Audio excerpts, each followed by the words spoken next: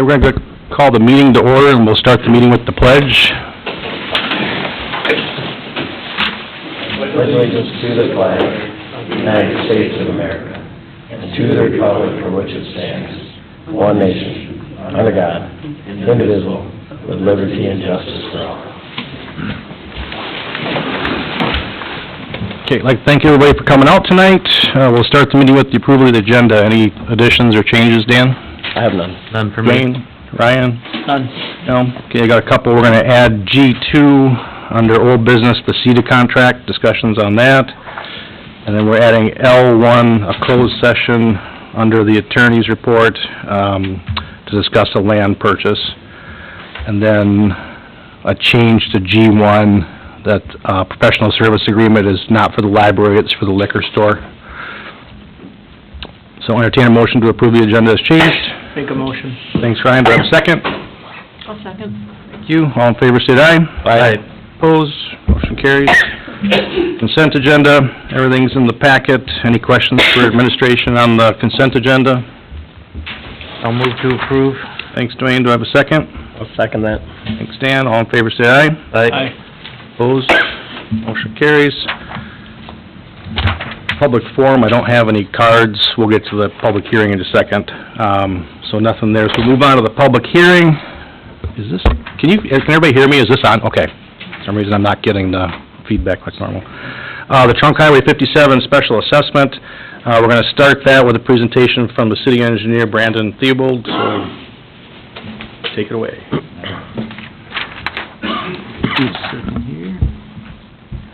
All right, well, thank you, everybody. I see a fair amount of familiar faces. We've had a fair amount of meetings for this project as things have kind of progressed here.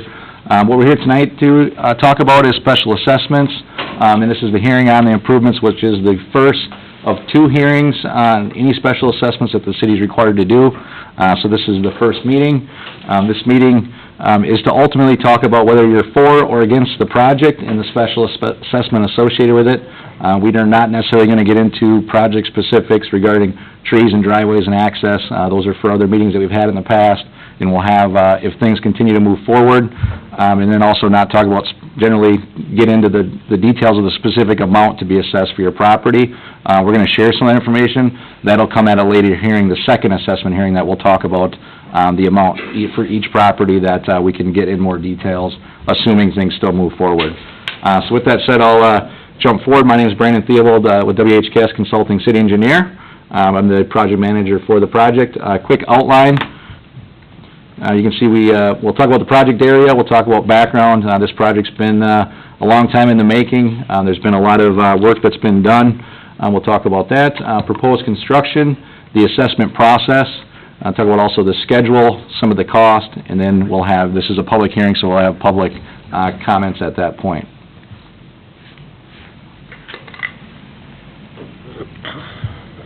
So project area, this is a map of the city of Casson. North being up on the south end, you can see the interchange at Highway 14.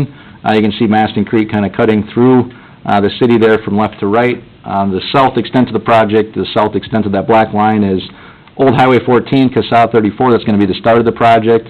I'm actually a little bit south of that intersection, and then it's going to go northerly through town, along the Highway 57 corridor, across Main Street, all the way up through the fairgrounds, past the pool, through the fairgrounds, up just past 11th Street is the north extent of the project. That's the scope of the project. Quick background. Feasibility report was presented to the City Council back in February to talk about special assessments for the project. What are some of the deficiencies or items that we'd like to improve within our city? Repair and replacement of pavement in poor condition. I probably don't need to tell you all that pavement is in pretty poor condition through the corridor. The city's been after Mndot to keep up with that roadway, so that's kind of the start of this project. Mndot had a roadway problem with the poor pavement condition. The city has a utility problem through the corridor. As you can see, the sanitary sewers are in poor condition. They're unable to be maintained. We actually can't even get our camera through the sanitary sewer to televise it, so it's one of the worst sanitary sewers in the entire town. We've had some sanitary sewer backups within the individual houses. The water main is undersized in some areas, so we're looking at increasing fire flow by increasing some water main size and providing some additional looping of our water mains. We have some old water main pipes with a history of breaks. We just had another break here this spring, I think north of 11th. I think it's been really the worst section of water main in the entire town. I think we've had probably 13 or 14 breaks now in the last few years, so it's been a pretty nasty section of water main. We're expecting potentially some lead water services, so if you heard about Flint, Michigan and lead water lines, that is an item that we'd like to remove all those lead water lines, so we're expecting we're going to encounter a few of those based on past experience from Public Works. Decrease the flooding frequency at Main Street. As you're all probably well aware, 57 drains down to Main Street to our police and fire area there. And it's flooded quite frequently, obviously in 2019 again, where we actually shut down Highway 57. The city took on a storm sewer project to relieve that area, so we have a new storm sewer line that goes from that low point at the fire hall and goes straight east to Maston Creek. This project would add additional storm sewer to kind of run up 57, pick that water up before it gets down to that low point to again decrease the frequency of the flooding that we see at Main Street and flooding our local business and police and fire. The project would include sidewalk replacement to meet ADA requirements and ped ramps. That's part of the project, or a deficiency that we noted. And then also replace concrete curb and gutter to, again, help with those drainage issues in some areas. So proposed construction, pretty simple here. It's going to be a full reconstruction. We're going to start over with essentially everything. So everything's going to be new, replacing the roadway, replacing street lights, replacing sewer, sanitary sewer mains, the sanitary sewer manholes. Those are in brick. We're worried about those actually collapsing. They're in real tough shape. And then sanitary sewer services, which are your private sanitary sewer services out to the street. We'll be replacing them from the main out in the street to the right-of-way line. And then replace water main, fire hydrants, and then again the water services that are privately owned to the property line. And then replace the storm sewer system to provide the less frequency of the flooding and promote better drainage through the corridor. And then replace sidewalk and pedestrian ramps. And then we are looking at the traffic signal at Main Street to be removed, and then construct a roundabout at 34 in Main Street as part of the project. Moving on, the assessment process, that's Minnesota State Statute 429. That's a pretty labor-intensive process with respect to the cities and notices, as you all got notices, and if you looked in the newspaper, we sent a notice. So ultimately, to kind of start the project, the council determines a need for the project. Obviously, we've been here for many years here. It's been when we did the comprehensive planning for the city a few years ago, this was one of the projects that the citizens, ultimately you the citizens, said that this was a very important project to replace Highway 57. It's been in the capital improvement planning from the city for many years, so that was the need. We did have an engineering study, a feasibility report performed. That was back in February.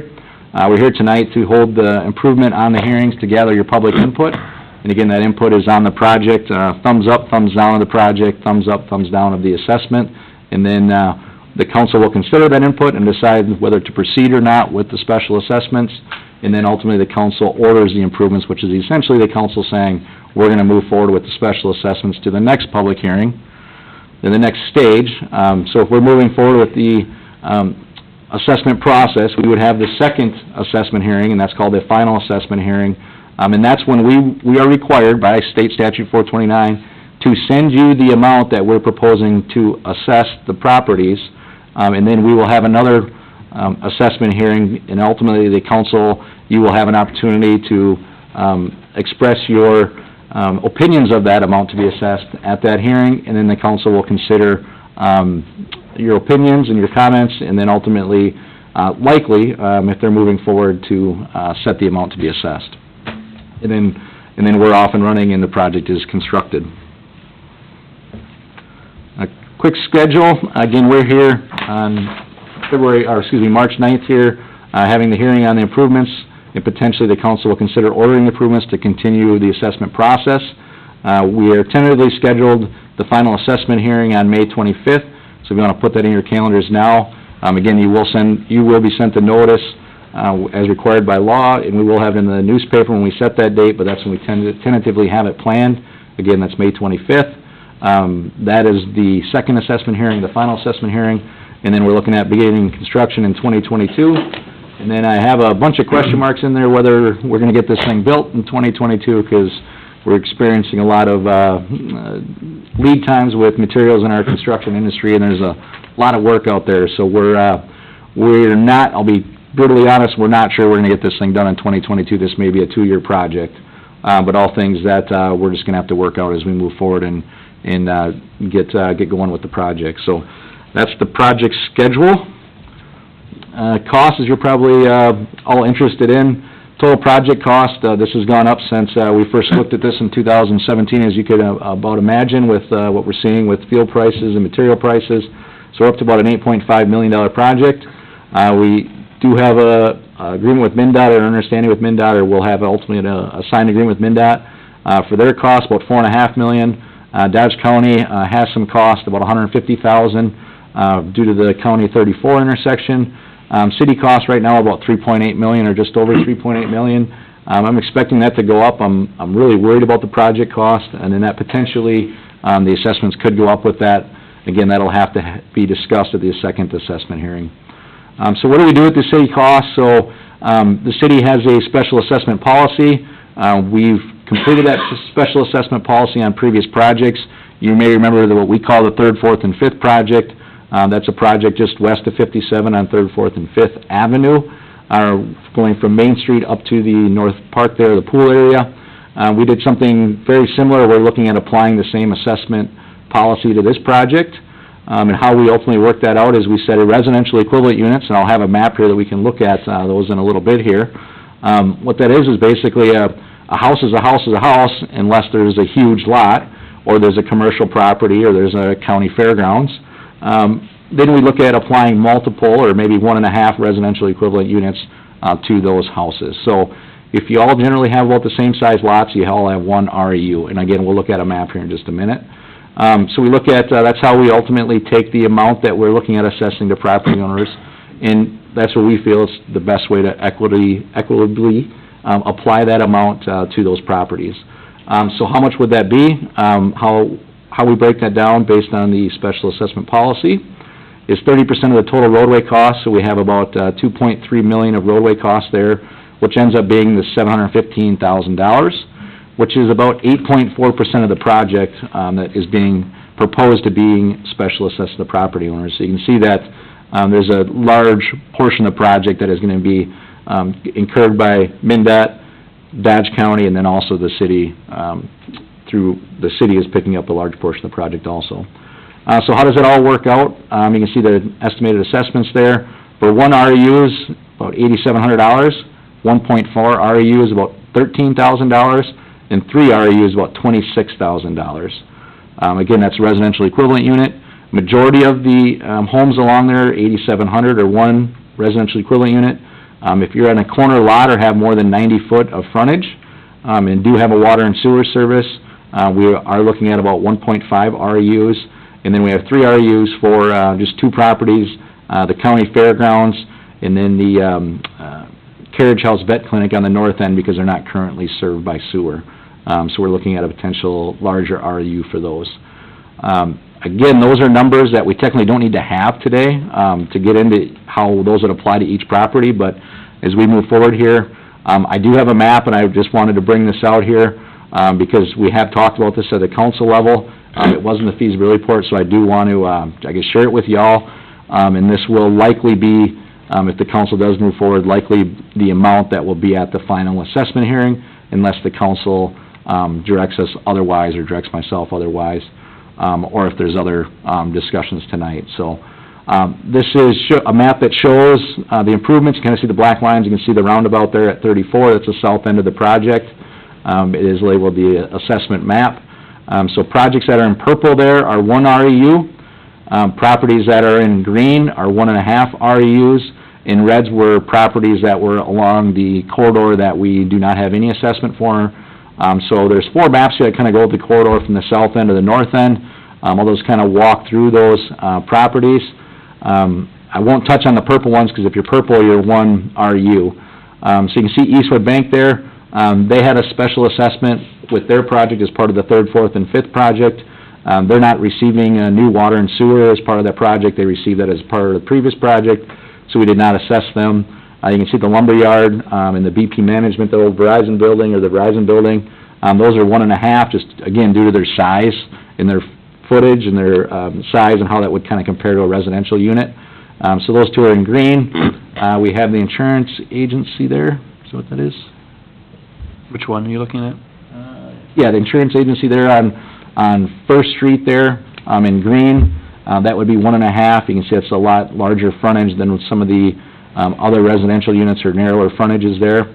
And then we ultimately have the couple projects, our properties there on Main Street. Those properties just finished up paying us special assessments for the Main Street project where they received new services and utilities as part of that project, a new roadway. And we actually weren't planning on going down the west leg of Main Street, but we put the mini roundabout in there. We've essentially extended the project there, so we wanted to be clear that we're not proposing an assessment for those properties. Yeah, and the green one is the insurance there, Rocky. Want to keep going there, Linda? This is continuing going down the corridor. As you can see there, we are staying in the residential area. We've kind of moved outside of Main Street. So all those residential units along that area would be one, except for the two green ones, the Petersons and the Weddings. Those two are green there. Those are currently proposed at 1.5 REUs. As we continue down the corridor, a little bit there. This now is 7th. You can see the kind of center of the page there, that skewed intersection 7th. So again, all 1 REUs other than the Stopskoff. In the Choses are in two greens there, meaning 1.5, and then the Hesters in the Fair property there in the green. I'm going to keep going there, Linda. And we'll keep going. This is the north end of the project there. In blue, we have the Dodge County Fairgrounds, which obviously is a large parcel with a large amount of frontage. That is the 3 REU. And then along the houses along the north side there at 1.5, they're larger properties there that have a larger lots and a larger frontage along the corridor. And then we got the Houston's greenhouse along the east side of the road there, bottom half of the sheet. And then we have the Carriage House Animal Clinic on the far north end of the project. And again, we have them at a 3 REU because they're receiving sewer that they currently don't have. That's what's, again, the kind of basis of the REU units. The city council hasn't necessarily finalized that. That'll be finalized at the second assessment hearing, or excuse me, will be proposed to be finalized at the second assessment hearing. So you'll see a notice with the final dollar amount with that notice. And then we will have the final assessment roll, and we will have a final assessment roll that will be publicly available along with this map of what the city proposes for special assessments. So with that said, I'll maybe pause with the presentation and answer any questions you may have. And again, this is a public hearing, so I believe, Mayor, you'll kind of run that and ask people to come up and give their name, and then we can hear comments. Again, it's more, are you for assessments, are you against the assessments? If you want to give an opinion of what you generally think of the assessments in the REU units, I think that's probably appropriate, but to say, well, I want a smaller assessment, or I want a tree here and that's just not necessarily the intent of the meeting tonight. We can have the discussion with the final dollar amount at the next hearing. That's the intent, so. Or maybe I'll pause there, Mayor? Yeah, is a good spot for you to stop. Okay. Okay. Yeah, anybody who has comments, just come up to the microphone, excuse me, and just, Can you back that up so I can see what color my lot is? Which section are you in there? Further down? I'm at 508 North Manderville Avenue. Should be it then. should probably be the purple. Purple? You're purple. Oh, okay. You're good. Okay. The purple, okay. Hey, but, yeah. Tim Chosas, 608 North Manville Avenue. Just some clarification. When you say city roadway costs, what all is involved with that? We have a little bit of a unique situation because we have a trunk highway through there. So what how we calculated that is we kind of threw everything in there. We had the lights, the sidewalks, storm sewer, and then the sidewalk was in there, and then we backed out the Mndot cost and came up with that Mndot roadway cost, and then we, based on the assessment policy, that's how the assessments are calculated, was 30% of that roadway cost. So is there any credence given to the fact that it's wider and probably built to a heavier standard than a standard city street? It absolutely is, to your Okay. point. It is a, beefy road, which is a trunk highway, Yep. so there's additional costs there. And again, I'll go back to, how do we calculate that and what's, equitable is, I think, ultimately the question, right? Yeah, yep. You can see we're at 8.4% of the total project cost is kind of how that equates down. So we kind of work the other way of, what at the end of the day is fair and equitable. I will say that the other kind of checks and balances of this is, what did we do in the last project, the third, fourth, and fifth project, which was a traditional neighborhood? Yeah. Those special assessments were slightly over $7,000. Mhm. For one RU, we had the same process. So if you think about inflation from 2017, the 8,700 number was ultimately how I felt comfortable recommending that to the city council, but that, to that point, will be a discussion or a decision that the city Okay, council. so will have to today it includes, our assessment would include the wider street and the deeper base and the deeper... Again, it's however we calculate it. Yep. The special assessment to a property owner, what is state statute 429 says, Mhm. a benefit to your property, right? Yep. So as part of this project, we are ultimately assessing for not, we're calculating by the road cost, but we're assessing a lot of benefit for a lot of different things. New driveway apron, new curb and gutter, new sidewalk, new sanitary sewer main, new sanitary sewer service, which is your private service out to the center of the trunk highway. Yep. Your water service is gonna be replaced to the center of the trunk highway. Well, I don't want to talk about specific properties, but mine doesn't have either of those. Yeah, I think your sewer comes out there, but we'll... I just had my sewer line cleaned, and I don't want to talk about specific properties, but Sure. it goes to the north, unless there's two and we don't know about it. Okay. It's possible. Circle back on that. Yeah, that's why, Mel knows all about sewer Yeah, service. I know all about it not being where you think it is. right, So, yeah. so those are all the items that we're looking at special assessing. Maybe to your point specifically, one of the reasons why, again, we didn't assess Main Street, was they've already had their sewer and water services in Main Street, assessed. You can make an argument, well, a corner lot still has benefit from that road along the side lot. We thought that they were assessed enough, if you will, on the other projects, Oh, previous absolutely. projects, so, that's why we didn't assess them. If there's, my understanding was all the properties along the corridor that we were assessing had a water and sewer, improvement with the project. So I think that is something that the council should consider moving forward if there's not a water and sewer component to that property. Right, and that's separate, that's not... Yeah, we can have that. Yeah, kind of- I'm more concerned, yep, we chose to live on that street, and we know it's a trunk highway, but I would argue there's minimal benefit to having truck traffic compared to a residential street. And then obviously the width and the depth, it would be a concern. So you answered my other question is, because the 1.5, you said includes the water and the sewer services, but if a property owner doesn't have those, does that 1.5 potentially change? I think that'd be a consideration I'd recommend to the council. Okay, thank you. And I get it, the assessments, I'm for the project, it needs to be done. Nobody likes assessments, but it's the reality, so. Absolutely. Thanks, Tim. Anyone else?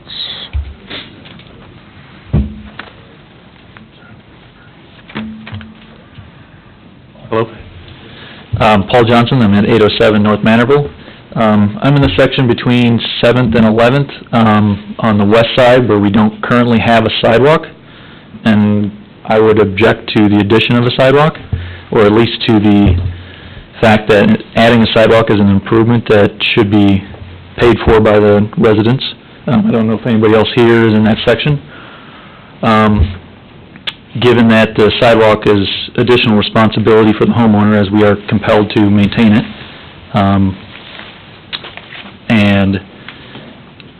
I'd also object to replacing the existing sidewalks on the highway as being an improvement, since I don't walk them maybe as much as some people, but they're mostly serviceable, I believe, so taking them all out and replacing it as an improvement cost just kind of seems wasteful to me. Now, I understand that the ramps at the intersections for the ADA compliance, I'm okay with that, but if there's a way we can maybe not tear up all the sidewalks to do this project and maybe save some cost of replacing sidewalks, I think that'd be something to consider. Yeah, so just to add to that, a couple things. Adding sidewalk will be a requirement based on the Minnesota DOT's requirement to have sidewalk on both sides of a street like this, so That is a DOT requirement. I've even asked that question, so that's a non-starter for them. They're gonna be adding sidewalk regardless. It's one of the requirements. In So addition they to covering the that, cost of it then? what's that? They should cover the cost of it? That's part of their $4.5 million participation. You know, that's part of what they're cost participating on, yes. In addition to that, we did have a citizens advisory committee to look at that, look at the corridor through the corridor itself to say, do we want sidewalk on both sides, do we want a trail? What does a typical section through here look like? What does the corridor look like? And what we concluded on was what's currently proposed of having the sidewalk on both sides of the street. We did consider a trail and eliminate it as we worked that through. So that was a consideration decision that the council previously made in developing the scope of the project. So the improvement cost that we're being assessed includes replacing the sidewalk or not? It's part of the calculation and part of the benefit, part of the city's benefit that they feel to the property, yes. So the city's getting a benefit, the property owner's not? For a sidewalk? Correct. I think the city's taken the stance that sidewalks are beneficial to everybody, so. Okay, I will object to that as a property owner. I don't think that it's an improvement to my property. I think it's, DOT is required on this one, but any new construction in town that subdivided, they have to put sidewalks in. There's no. I don't object to that. I object to it being levied as an improvement. Okay, all right, thank you. He was just asking too, not to say about taking them out and putting them in. The new code though, our sidewalks have to be a minimum 5 feet. Yeah. And what's there is not, so. Yeah, good point, Dan. I apologize, I didn't answer that part of that question. So, as part of the scoping of this project, Mndot's ADA group that basically goes and looks at the sidewalks, they did an evaluation. They basically said they're all coming out, they're not compliant enough, not only the ramps, but the sidewalks themselves. So the ADA requirement applies not only to the ped ramps themselves, it applies to the sidewalk. And Dan, you're right, the new requirements are essentially 5 feet wide. A Mndot standard is 5 feet wide, so we're looking at any of them that aren't wide enough or non-existent from 7th to the north to install them to meet the current requirements, so. And you have to dig them up to replace the sewer and water lines. Yeah, the other thing is, to dig the water and sewer lines to the property lines, we're gonna end up digging them up, and they're gonna be Swiss cheese, and there'll be different sections we tried to save any, so it'd be very, very difficult and probably more costly to try to save any of them by the time we're all said and done, just due to the nature of pouring concrete sidewalks, so. It'd almost be more costly to try to save any of them, so. Thanks. Keith Schultz, 504 North Vanderbilt. I got one question for you. Is the road gonna be concrete, correct? No, asphalt. Why? So, You got the south end concreted over there by that where you're gonna put the roundabout in, number one. Number two, Mndot does one pissy job of keeping it clean, keeping it from defects of potholes. Concrete, you could patch it at night. During the evening, if you've got a pothole there, it's dry by the next day. You put asphalt back in there again, you're gonna have potholes again from the plows during the winter. There's a pothole over there by Old Highway 14 and Main Street there by the Heels sign. I must have hit it twice. Could've got damage from my vehicles. Didn't know who to call about it. Call the city, they said call the state. Call the state, they say call the city. Who's responsible for things like that? Who's gonna repair things like that? Who's gonna repair my vehicle if I blow an axle? Correct? You know, on that state highway thing, you can send them the bill for damage to your car on a pothole. And go through a year's worth of trial and tribulations. I'm just telling you what the reality is at the state highway. We aren't even, it's been one of my frustrations if you followed me on social media 3-4 years ago when I published the DOT director's cell phone number online to have people call him because I was getting tired of getting all the calls. We got stopped filling the potholes ourselves. The state came down and told our guys to leave the road. You're not allowed to patch them. So at state highway, as far as the maintenance goes and the potholes, that's a state. I ran across some of those guys that were patching potholes, and I said, hey, there's a hole over there right by the end of my driveway, and it was asphalt. I said, make sure you patch that up. Well, little known to me, they were on the west side of the road, they weren't gonna come back up again, and they didn't. It's very frustrating. I mean, I share your frustration. We've talked about that 1,000 times with the state, so. I mean, everybody in here probably shares my frustration, but that don't give the dog food. That don't take care of my vehicle. If I pop an axle, I gotta pay for that out of pocket. My insurance ain't gonna cover it. I gotta talk to ladies like her, all right, and she can just do the best she can, which is to transfer me to a state, and then the state transfers me back. I mean, you know, you wanna do projects like this, take some responsibility, number one, repair them on time. If somebody calls, be down there within, I'd say 4 days. What's it cost to send a truck out there with some asphalt and even coal patch and a small roller, patch the highway, patch the road, give us our money's worth? I'll share your concerns with the state. I'm with you. Everybody at this table is on your side on that. But I'm just curious about that because that's really getting aggravating down there. You know, I talked to the city guys in Casson, they say like, hey, we can't touch it. Exactly. I know, Okay. that's what I mean, we share the frustrations with you 100%, and I'll make sure I share it with Jai and all the other guys too, again, to let them know that everybody's frustrated. So, I'd appreciate it. I'll do that. Thank Question you. about asphalt versus concrete. Could you address that maybe, Yeah, Brandon? absolutely. So, Mndot does, ultimately looks at every project, including this one, and does a life cycle cost analysis to see what is the best bang for the buck, best life cycle cost analysis, and then makes that determination whether it's asphalt, whether it's concrete. So they're proposing an asphalt road, with additional base underneath the asphalt road than probably what exists. How thick is that gonna be? It's 6 inches of asphalt on, I think 8 inches of class 5 on a foot of, sand with the drain tile on both sides. Don't quote me on those dimensions, but it's gonna be a little bit different system than. Yeah, but don't you think you get more wear and tear out of concrete? And it's easier to patch and faster to patch? Lasts longer, it costs a lot. I mean, it lasts longer. That's why we look at a life cycle cost analysis, and that's what Mndot determined, that's what they do on all their projects, so. Well, for the money's worth, I still say it should be concrete though, because, you know, it's longer wearing surface, number one. Number two, you're gonna get a longer longevity out of it, and it's gonna wear, as far as potholes, you know, a lot less than asphalt could be, because you got the heating and this and that. But that you can cut out in square pieces and replace it with a length of it, you know. So, oh well. Thank you. Thanks. Anybody else?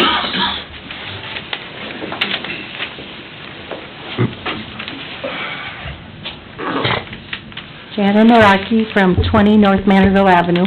I just have a question, because at the first meetings it was decided or told that the Mndot was gonna be doing the streets, and we weren't gonna be assessed. And then the city decided that it's a good time to do the utilities, correct? Is that kinda how it went? You gonna take that, Mayor? Yeah, please, you're up to. Not quite. So, the city knew that Mndot was going to do a resurfacing project through town, like this, probably likely a mill and overlay. We came in and said, time out. We've had all these water main breaks, we end up potholing through your whole town. It's part of the reason why we have a failed pavement in the area. We have flooding at Main Street, and we ultimately approached Mndot and said we want to do what they call a cooperative agreement, where city comes in, do the utilities, and then we work with or basically do one project for the city utilities, and then replace the road at the same time. So that's how we got to the point that we got to today. Regarding special assessments, I think every meeting that I've had, we've talked about special assessments are likely going to be a part of the project. Not the very first one I was at, I specifically asked and was told there would not be assessments, that it's a state road. But regardless, it does make sense to do it. My question then is, when you're talking, are you gonna do it or you're not gonna do it? So if you decide you're not gonna do it, then the state doesn't do the road either? Yeah, I mean, I think more tonight it's going to be, whether or not the city proceeds with special assessments or not, I think is the main consideration. The city's obviously got many years in investment of money to get to this point that, we're working with Mndot to do a construction project this construction season. Right. But it's not a done deal yet, if you will, but it's, it's gonna be a tough wound if we turn back on the project. So I would say that's not likely on the table, excuse me. I apologize.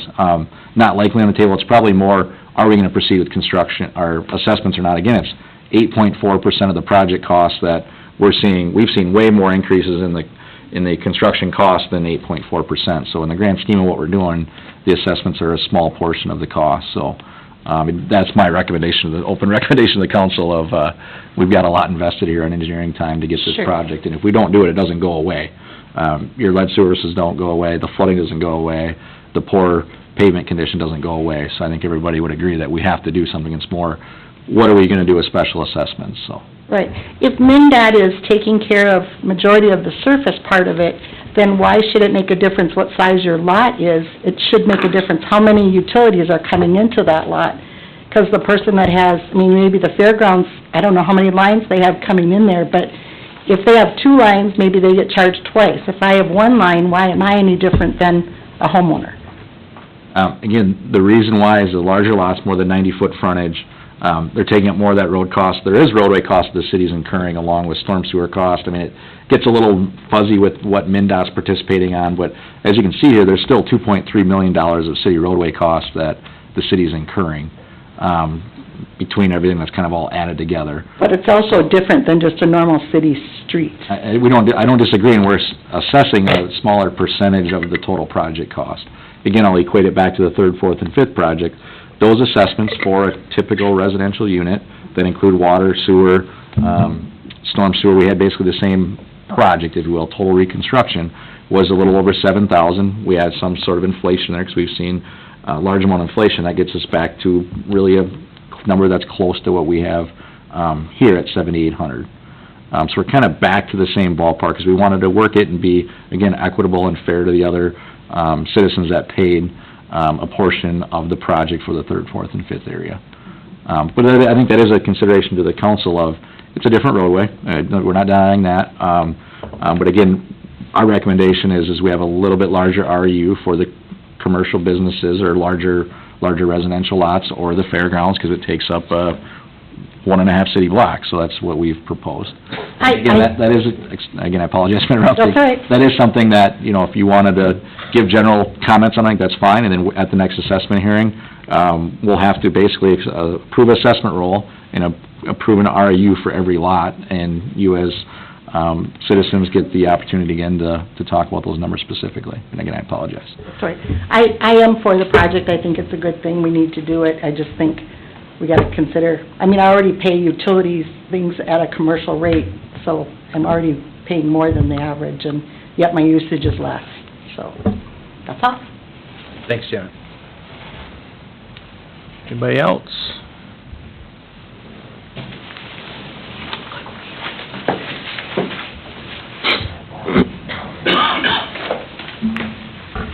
John Burnell, 505 North Manuel Avenue. I'm for the project. The only thing I'm wondering is, I'm assuming that most of the folks, including myself, going to have $8,800 to write the city a check for the project, so how do we pay for it out of our pocket?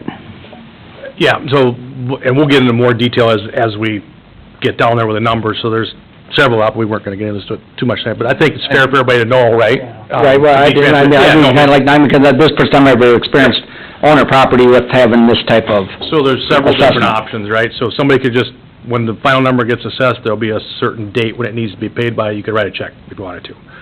You can also do what we call a petition and waiver type thing, where you can finance it on your property taxes for 15 years at the prime rate of, I think it's 3.25, whatever the interest rate at the time. So you can pay for it over the 15-year period. There is a thing, also, the next step would be if someone's on a fixed income or there's a hardship waiver. And basically, you meet certain criteria, it would get waived, but it would go on as a lien against the property, so if the property sold, it got cleaned up on closing. So there's ways to work on that, and last assessment, project, we had, I don't know, 148, I think? 148 properties, and I'd say we probably had a handful that paid cash, a lot of them put it on the property taxes, and there's no prepayment penalty, so you can pay ahead, you can pay it off, or anytime you want. So it is, we understand this. Right. Well, I mean, I'm for the project. I mean, it's long overdue. It's just that, Sure. like, I don't have that kind of money in my bank account. Right. Yeah, typically, we would see a lot of folks that... For everybody behind me going either, so... Folks that put it on their property taxes. The majority put it on the taxes over the 15 years. There's a handful that paid cash, there was some that did the hardship waiver, and then we've had some come in and pay it off since, so... Well, I guess, and the other thing, that I'm confused confused about it. I mean, our assessment is more than the Third, Fourth, and Fifth Street project. I mean, this is state highway, so I mean, the state's already covering for the asphalt and all the other stuff, so I mean, you wouldn't think that it's gonna cost you that much money to put in the utilities and stuff, 'cause they're already digging the holes for you. Well, Or they're digging for most of it for you. and just a little bit, so we're kind of working backwards a little bit to try to be equitable to the Third, Fourth, and Fifth. If the state wasn't participating in this, the cost would be tremendously higher. Because if you look at the cost per block, there were 35 or 6 blocks on about a $9 million project. By the time you did the Yeah, side it's street 36 city blocks. yeah. 36 city blocks for about $9 million, and now we're looking at about 12 blocks for $8.5 million. Now granted, it's a little bit bigger highway, but if we just did apples to apples with the construction costs, and we did the same assessment process, say the state said, you wanna do the utilities, you do the roads yourself, you pay for it. Okay. We'd be looking at assessments that would be double or triple what they were on Okay. Third, Fourth, and Fifth, apples to apples. So we wanted to be fair to them Right. and to you Right.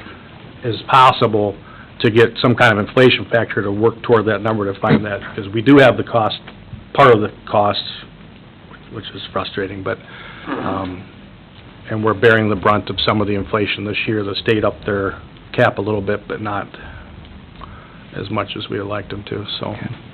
Just maybe to add to that point, Mayor, if we were to do the Third, Fourth, and Fifth today, and applied the same exact assessment policy, and did the same exact, I bet we'd be $10,000 in REU. With what we're seeing out there, hopefully this little blip in the radar with respect to cost, but, I don't doubt that we'd be at $10,000 assessment if we were doing that project today, so. And that, again, is why I've recommended to the council, and again, they have to make the hard decision, at the next meeting, or next assessment meeting, of the $8,700, just try to make it equitable for everybody, so. And But there are options to pay for it over time. I was just kinda curious on this, like, on the state highway, so I mean, they should have the majority of the cost, I would think, but. it gets a little muddy with respect to our. Because you said that the state wanted a certain side of sidewalk, okay, well, if they want a certain size of sidewalk, I mean, they should be responsible for paying for that, right? We're already getting some benefit as the city and you and the whole city and yourselves, because all the state had to do was mill and overlay. So to come fix the potholes, they're temporary fix for 10 or 15, 20, whatever they'd say the length time would be. They could just come mill and overlay it, being done in 2 weeks, and paint some lines on it and be done. Right. And tell the city of Casson, well, you wanna replace your utilities, then you'll bear the brunt of the whole road, and we'd end up paying, $7.5 million or $7.7 million, and they'd have done their $500,000 mill and overlay. The discussions were good enough that then they picked up more of it to help, so we kinda lobbied on that part of it. But Yeah, well, I totally understand, I appreciate your feedback. It seems like the city's getting kinda screwed a little bit from the state. I mean, that's what it appears like. I mean, 'cause we're all taxpayers here, I mean, we all drive vehicles and we pay gas tax, I mean, that's supposed to fix the roads and bridges and everything else, right? So, I mean, I'm not gonna argue the point, but I'm not gonna say anything else toward the state. But I mean, it's... I've expressed these agreements to Mndot and our frustration with them. Right, but, I mean... Ish manner, so. We've been as, I guess you just reps on the contract with them before they back out of it totally, so we don't get suckered anymore. Yeah. Right? That's basically where we're at is. Right, I mean, I don't know what timeframe the state says you gotta have the agreement signed by before they back out of the deal for you. I don't think they'll back out of it, it's just a matter of getting people to bid it. So, all right, well, thank you for your time. Thank you. Anybody else?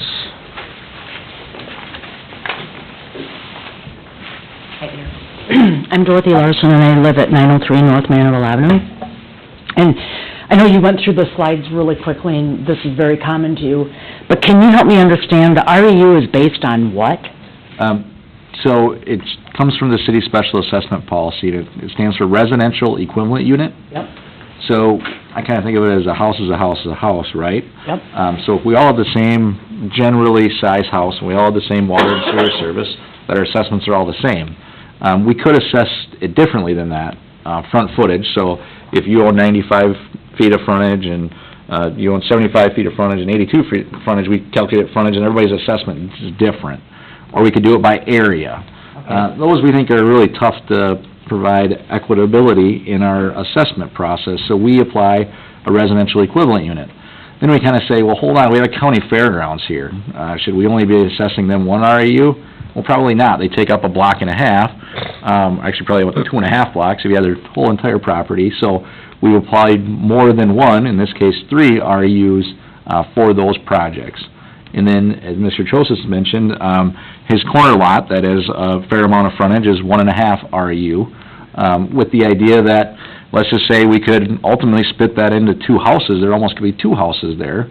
So could that be 2 REUs? Well, it's only 1 house today, it only has 1 water and sewer, let's make it 1.5. Again, how do we equitably pay for this project and special assess these based on the amount of cost that they're incurring? Those lots have more frontage, there's more sidewalk to be built, there's more curb and gutter, more asphalt and whatnot to build, there's more sanitary sewer that we have to run and water sewer to run across the property, there's more stormwater coming off those lots. So that's how we, as engineers and councils, and ultimately make the decision or decide to go with the residential equivalent unit. Okay. Does that answer your question? I'm happy to... It does, kind of, but as I compare it, and I'm thinking, county fairgrounds, would you say 1-2 blocks? There are 3 REUs, we're right across the street, we're 1.5 REUs.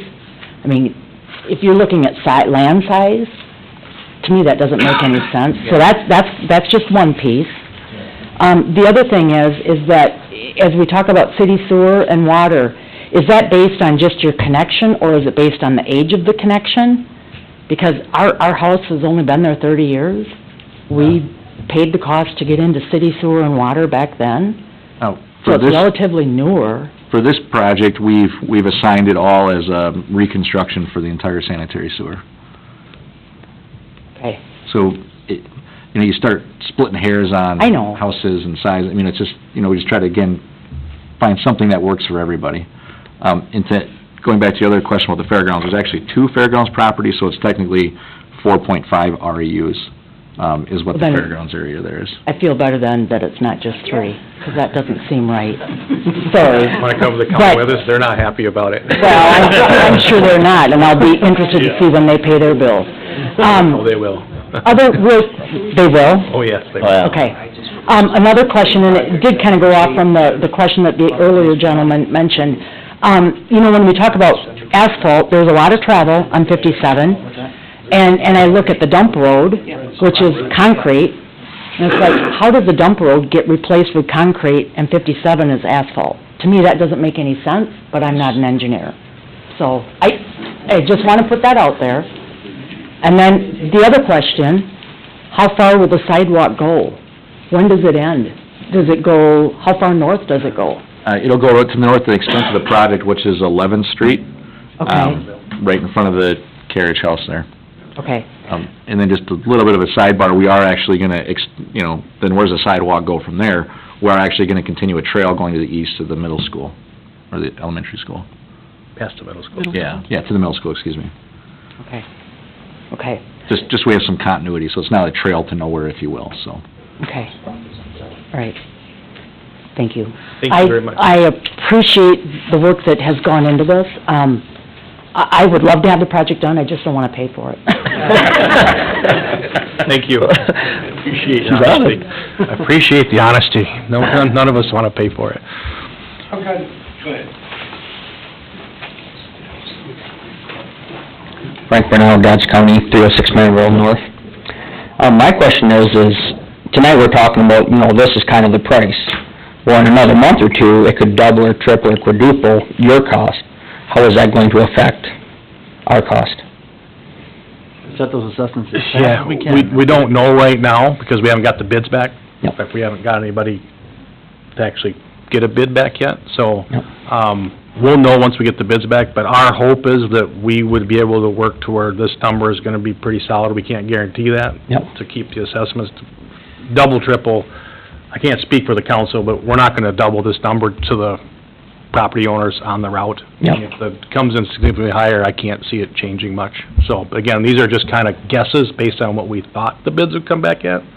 So, and we'll have that at the next assessment meeting. We'll know the numbers and have that proposal of what it would be, but I we're not gonna double or triple this number to the homeowners along that route. It would be spread across the rest of the city. Thank you. Just to add a little bit of clarity to that, if you don't Yep. mind, Mayor. The city is required by law to have the assessment roll, which is every parcel, one to however many we have, in the amount that's proposed to be assessed, available to the property owners at that meeting. We have to send you that amount in the notice, and then it has to come here to the city council to have the meeting to talk about the number for each individual property. So we're required to give that to you. So you'll know plenty ahead of time if we do tweak that number, because the council will have to make the decision to send that number out, if you will, so. Thank you. Yep, thanks, Frank. I think one important thing to note is, out of the 2.3, 1.6 of that is falling on everyone. So it's important that we recognize that 8% is a lot on you, but it is also going to everyone in town, the rest of that portion. So it's frustrating, but anytime a project happens like this, no matter what road it is, it gets incurred by everyone. Unfortunately, this is just a different project. Yeah, to that point, I think, we talk about third, fourth, and fifth, because that was the latest assessment project. I think that was a $7 million project. I think we assessed about $1 million on that project, so there was $6 million that you all paid as part of that project, so, just kind of the way we finance our projects, so. I have additional comment, or question on that, later here, I remember it. What happened to that $1 easement deal that we signed in the Temporary beginning? entry, yep. So we got that 10-foot deal, we were supposed to get paid $1 for it or something? Yep. You're gonna give us $1 and we gotta pay you, what, $8,000 to get the road put in? That was kinda funny, don't you think?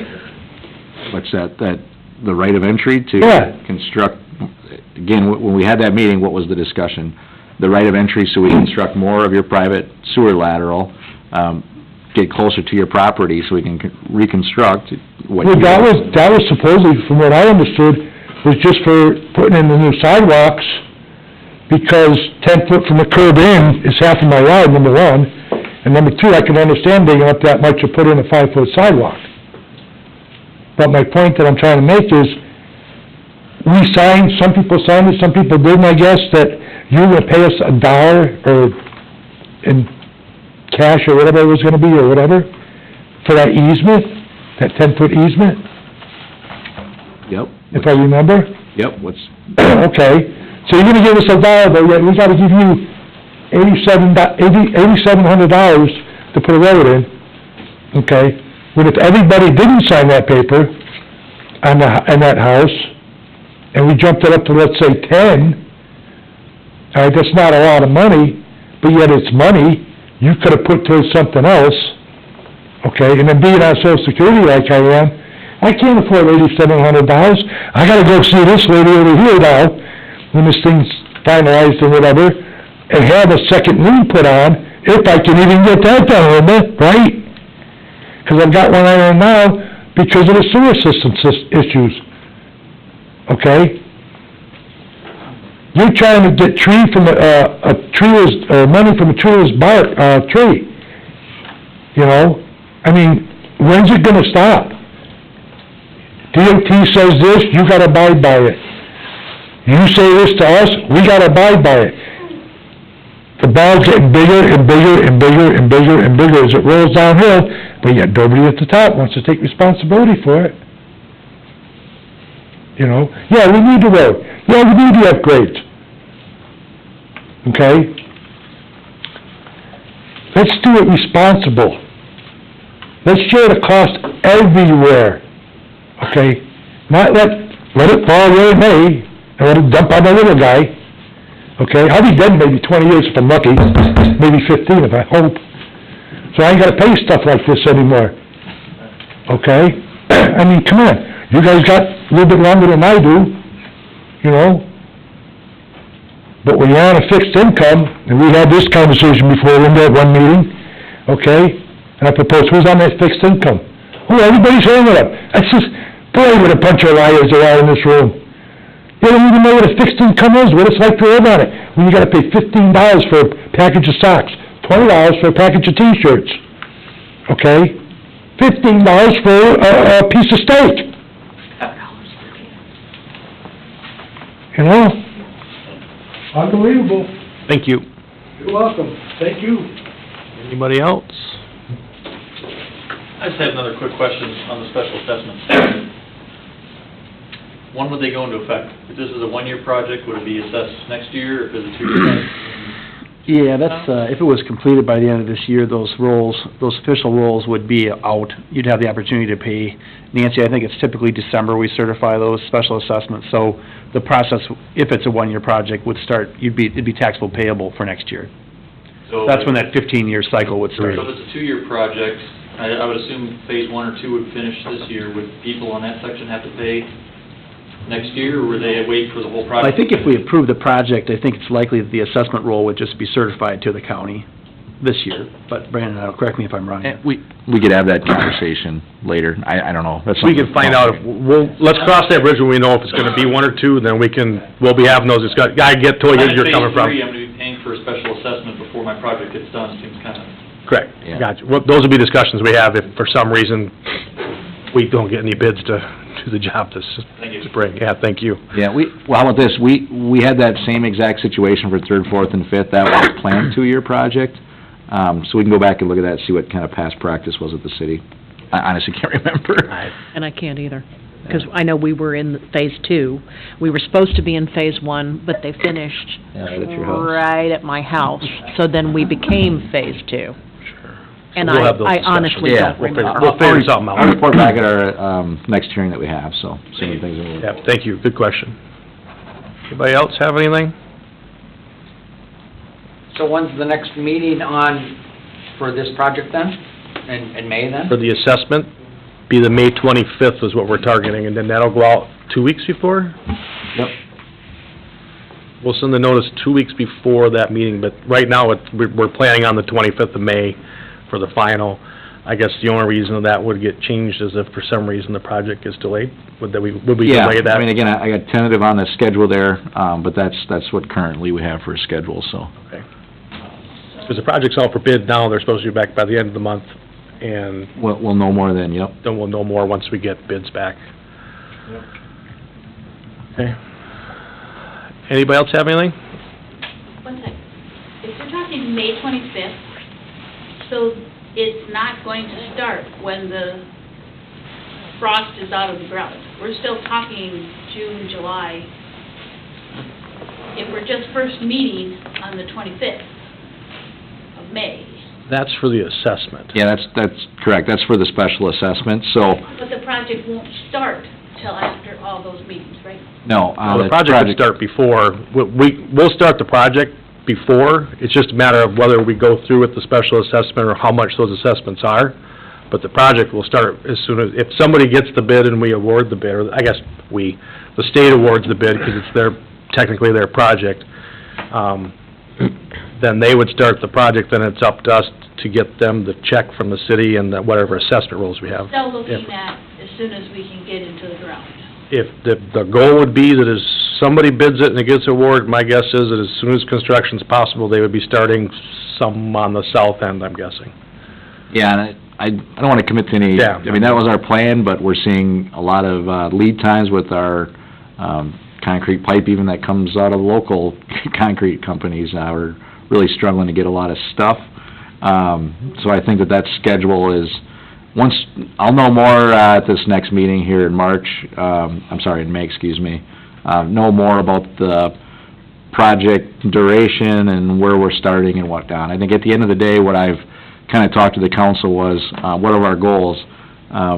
One, not disrupt the fair during the fairgrounds, have the least amount of disruption, at 34 in Main Street, so we can keep our downtown businesses going, and then have a schedule that works for a contractor that we can get the job done in a reasonable amount of time, and that works both ways. Shortening that as much as we can, but also making sure that we can actually have a contractor physically get it done.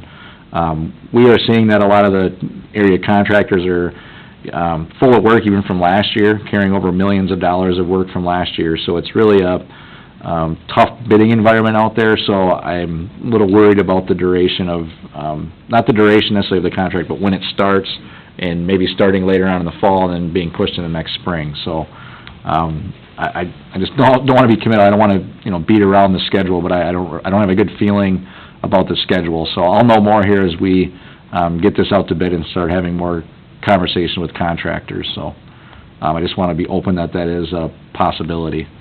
If we get contractors say they're gonna come and bang it out in a year, we're gonna bang it out in a year, no doubt about it, but, I just don't know that we have that luxury at this point, so, with all the stuff going on in the world, and... If anyone could start a business making 48-inch sewer pipe, you could make some cash right now if you could make it. So, okay, thank you, everybody, for coming, I appreciate it, I understand it's not the most pleasant conversation to have, but, we'll go forward, and the city website is gonna be updated here at some point when the project does get let, with updates on construction and that type of thing, so there'll be a link on the city website. But thanks for coming. Thank you.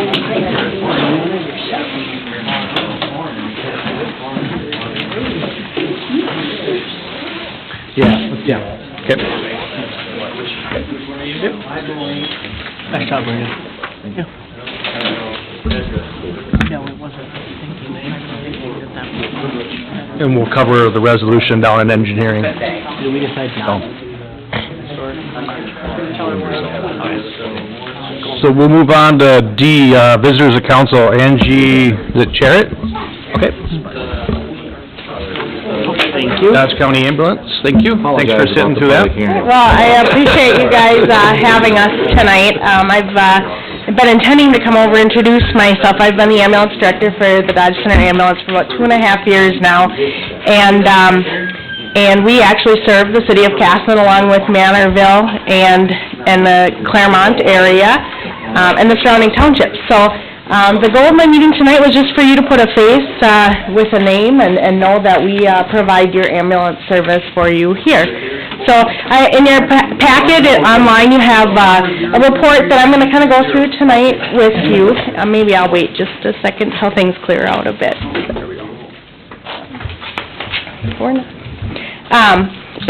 I wanted to really highlight some of the things of who we are, what we have to offer, if you ever have any questions or anything, please contact me. We're always looking for ways to better ourselves, to improve the service we provide, and so we're open to feedback. But to kind of kick things off, on page 1, it talks about we have 3 licenses through the Emergency Medical Services Regulatory Board, which is the state of Minnesota. We offer a basic life support, an advanced life support, and a licensed training program. So basic life support would be emergency medical responders and EMTs. Advanced life support would be our paramedics. So there's a varying level of care. EMTs are permitted very limited treatments, where paramedics can provide, we actually carry a pharmacy of 38 medications that we can provide intravenously and do more advanced procedures that way. And then the training program, we teach EMR and EMT classes.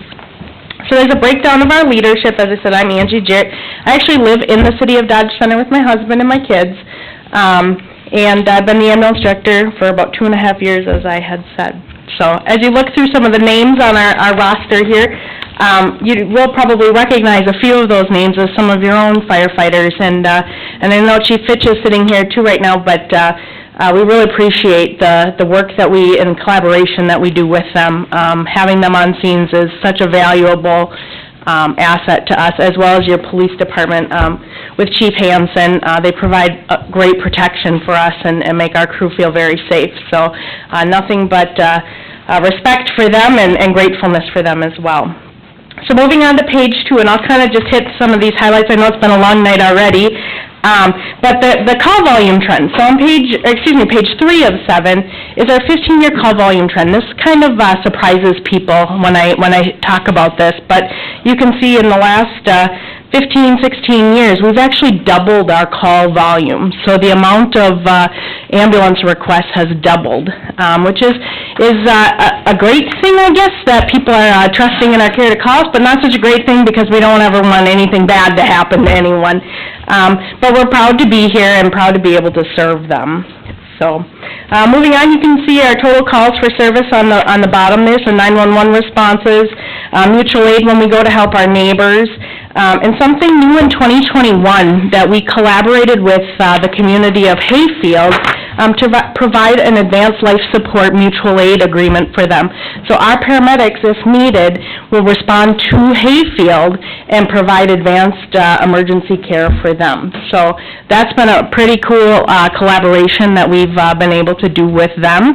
And we're neighbors helping neighbors. So it's, both of us feel it's been a winning situation for us. And then turning over to the page 4, this just kind of breaks down shift responses. So we're predominantly paid-on-call model. We have had to hire more full-time staff as demands have increased, education requirements have increased, and we broke it down for how many primary calls for service, but then second crew calls for service. So our crew primarily responds out of Dodge Center, but we do house an ambulance here in Casson, just behind the fire hall there, and we keep an ambulance stored there today. Going down, you can see the number of ALS versus BLS responses. So advanced life support, having that more available than we have ever before in the past, which is, like I said, that little bit of higher level of care to be able to have that right away.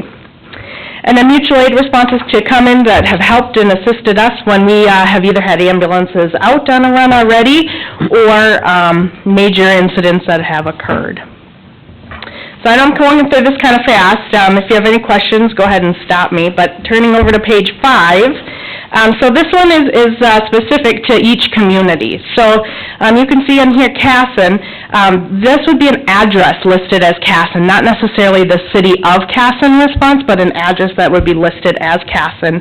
And you can see the trends. I mean, they're going up. Our communities are growing. We're growing at a rapid pace, and the demands of the emergency medical services has also increased. And then call disposition.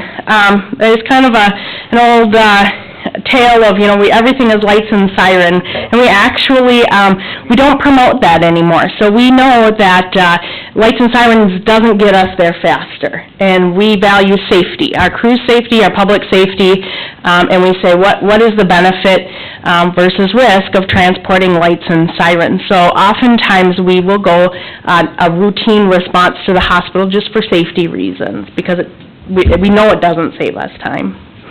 But you can look down at the other details more in depth. And then on the almost second to the last page, I added an extra one in the actual physical package, and we'll hit that too.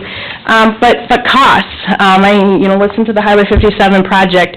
We're no different in healthcare. Healthcare costs are rising at an alarming pace. We're on a supply chain shortage. We're having to get crafty on who we buy from, our vendors, our suppliers, and things are going up at an alarming rate. We just purchased, or ordered, I should say, a replacement ambulance, and we had a little sticker shock at just over $200,000 for that rig. So, and that doesn't include anything inside of it. We are not tax subsidized. People are surprised to hear that. We depend on run volume for our revenue. And we appreciate that actually the city of Casson contributes a $5,000 donation annually towards our education for our EMTs, EMRs, and paramedics. So we're very appreciative towards that. We go after a lot of grant opportunities because the cost of things are extreme, and so we try to use the resources that are available to us to help fund that as well. And then in the physical packet, and I forgot to include this when I sent this over, but is our primary service area.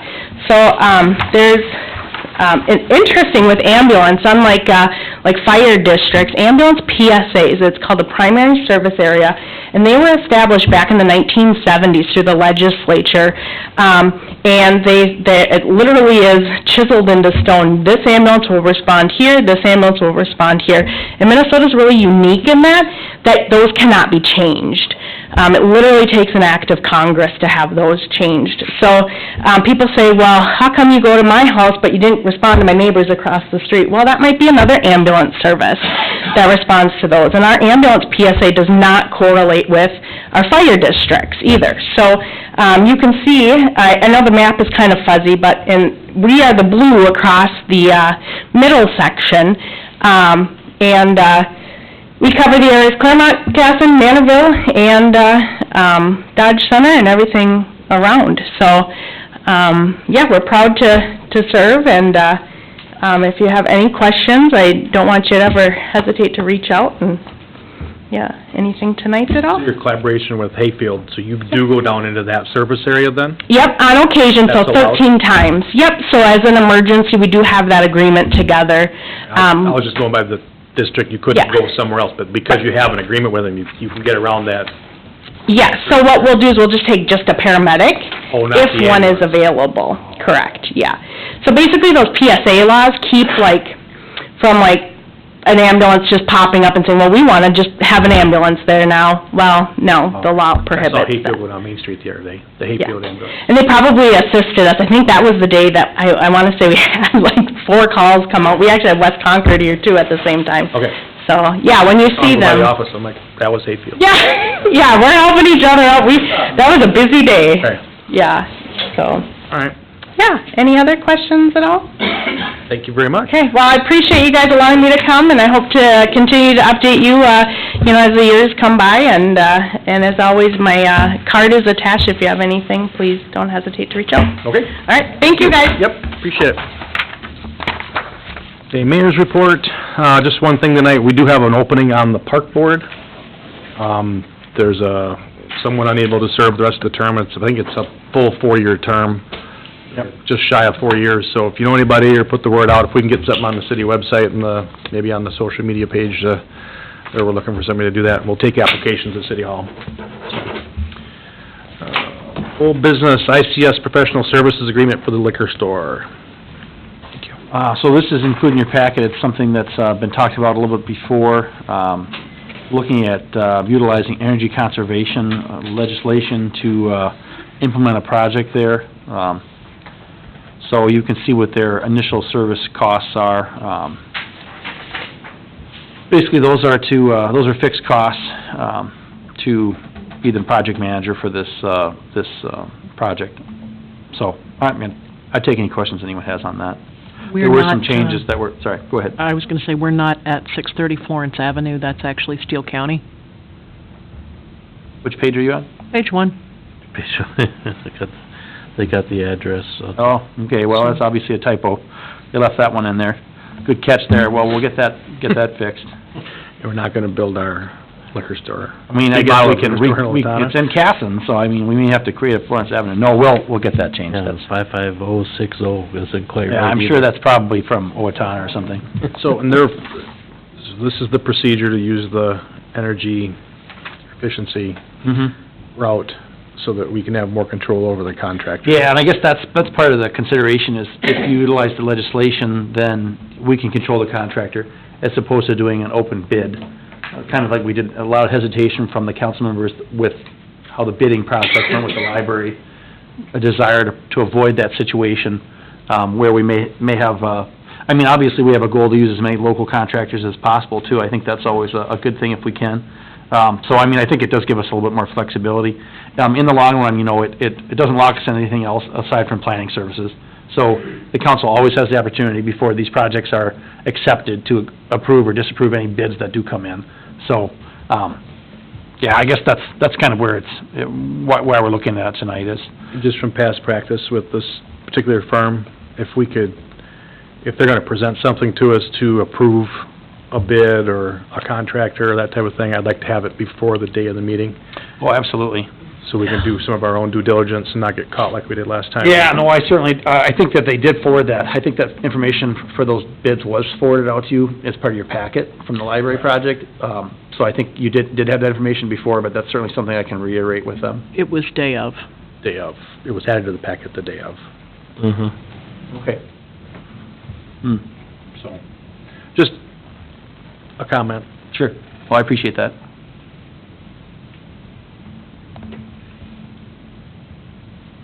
Okay. Any questions for Tim on that? Okay, I'll entertain a motion. I'll make the motion. Thanks, Mel. Do we have a second? Second. Thanks, Ryan. All in favor, say aye. Aye. Opposed? Motion carries. Number 2, old business, CETA contract. So this is an item that came out of our discussion at the work session, and it's been something that we've talked about before, is the status of that service agreement that we have with CETA. The EDA's currently served by them. $46,000 and change is the cost of that contract for 16 hours a week. I think, our conversation at the work session was looking at in-housing some of those services, and that would be a combination position, sort of EDA community development, which would handle some of the planning services as well. I anticipate that some of the higher level planning would still be handled with an arrangement through Hoisington or, in collaboration with some of them, but a lot of that stuff can be done, in-house and is already being done in-house. In fact, we've reduced our bill substantially this year already over last year, so, that's our goal. Same thing with our legal fees and that sort of thing. So that's kind of where we're at is, it's a 30-day opt-out agreement where we would give notice to them that we're planning on severing that agreement. Currently, I would look at probably ending it at the end of the second quarter, which would be the end of June. The first quarter's already, we're middle of first quarter. There are a number of pending projects that Robert's working on that I think would be good to have him on, but that's kind of the timeline I'm looking at. And then our city clerk and I have looked at the kind of the job classification, and the personnel committee will be looking at that as well. So I guess that's kind of where that is. So not that we have to make a decision tonight, but it was brought to me at the work session to bring it to you, so that's kind of where I would make the motion that we terminate the contract at the end of the second quarter. The fact that we aren't getting a bang for our buck with that position, and really it was done intentionally because we had some staffing issues where somebody going out, it was meant to be a bridge to get to the next step, and I just don't know if we're getting our bang for our buck, because if you look at it, there hasn't been one major accomplishment from that when you read their annual report of all the things they're doing, all these cities, and I think it's a great organization, they do fine stuff, but at the end of the day, when they're assigned to multiple cities and some business comes and says, hey, I'd like to open up shop somewhere, it presents a conflict of interest on their end, I think, because what community do you recommend that they go to? Apparently it's not Casson, because they haven't really had a lot of recommendations or referrals from CETA. So I'd make the motion to terminate the contract at the end of June, end of the second quarter. Do I have a second on that? I'll second that. Any further discussion? I had a question. Yep. Are things that Robert is working on now, if there's anything that carries over past that second quarter, would that still be completed on our behalf or not? Nope, I think our in-house staff would have to take care of that. We've had Robert and I, and it's nothing personal. Robert's doing a good job generally with what he's got. It's just, he's got 16 hours a week, and Right. he typically does not exceed that. If that's his prerogative.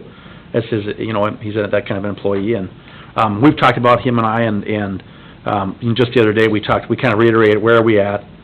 For example, the Vale project, we're kind of moving past his need for involvement there toward more of the design component of it, and there's 2 projects that he has that are a little bit larger projects that are pending. Some of the day-to-day stuff, he'll still be doing minutes and things like that to help with the EDA, but just for that time period. But yeah, the goal would be to have a seamless transition as possible, so that there's nothing outstanding. Part of the issue is he's got 16 hours a week. Right. And so the loss of work output is not going to be overly substantial from my perspective at the end of this. We're going to plan it out so that it dead ends kind of properly with him. And the tough part is on that is, he's a contracted employee who's not here but 2 days a week. Right. And then even then, when it was snowing the other day, he didn't come in. Our staff has already taken care of 90% of the heavy lifting that's done. If he made the contact on the Vale property, Yeah. Linda, Tim, and Nancy are doing all the heavy legwork anyway, because we're the city employees. He's just contracted, so it all goes through that office anyway. So, to me, it just has outlived its purpose to begin with. It served the purpose, but then I think it's just, I don't think there'll be anything dropped. You guys are already handling 80-90% of it anyway. Yeah, I've had that conversation with senior staff here at City Hall. Here, in the short term, we probably would redistribute some of those a little bit, but a lot of it is already being dealt with and can be dealt with internally. For now, we do see a lot of projects. The planning commission's gonna be looking at 3 subdivisions next week. There are a lot of, my goal would be to have more of a ability to go out and get some of these things, as opposed to kind of passive passively sitting back and saying, well, somebody calls, we'll answer, I mean, we'll always answer the phone, but, you know, we want to be a little bit more aggressive maybe about getting some of these business opportunities, and that sort of thing, so. Dan, did you have something too? No, I'm good. That Yep, answered my satisfy your question, thank you. question? Okay. Any other discussion? Okay, we have a first and a second. All in favor, say aye. Aye. Opposed? Motion carried. Six, if you could write that letter. I will, let the, folks at CETA know. Okay, thank you. Thank them for their service. Absolutely. New business EMS recommendation, fire truck. That's H1. Sure, and I'll let the fire chief talk about this a little bit, but the EMS committee met to, review some of the recommendations, and there's two items from the fire department tonight. One is, the outfitting for a fire truck, and so it's a financial ask. And the second item is a change to the sort of officer structure for the fire department. So, Joe, if you'd want to just talk about that. We've got to include the same items we had for the EMS meeting, so. So the first thing that you've got there in your packet is the schematic, so to speak, of the pull-out tray for the utility truck that we had purchased. And then I believe the bid was included, roughly $6,100, I believe is what that was. That truck will be set up to handle a lot of what I refer to as kind of our nuisance calls, like our gas leaks and our, smoke detector, calls and things like that. Along with having additional equipment for regular response to, fire calls, to accident calls, all of those kinds of things, along with being set up to be mirrored medical response vehicle. With the increase in call volume, and as you saw from Angie's presentation, our call volume increases the same percentage as the ambulance goes. So we're expecting increases to continue in call volume, and with that comes multiple calls at the same time. With having this vehicle set up to help run those medical calls, it leaves because right now we're using our rescue truck to run those medical calls, those second medical calls. So that'll help with that. The other thing that's not included in this would be just a basic topper for that pickup. So the things and items and tools and equipment are not, all the weather when we're on scene. The estimates that we're seeing for that is roughly right around that $6,000 as well. So what we would be asking for is approximately $12,000 to get that truck wrapped up. So I'll stop there for questions or comments.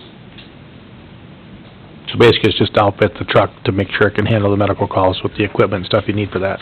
Yeah, that, and we'll have a host of fire equipment that'll go Sure. on as well, so. Okay. Where in the budget would we?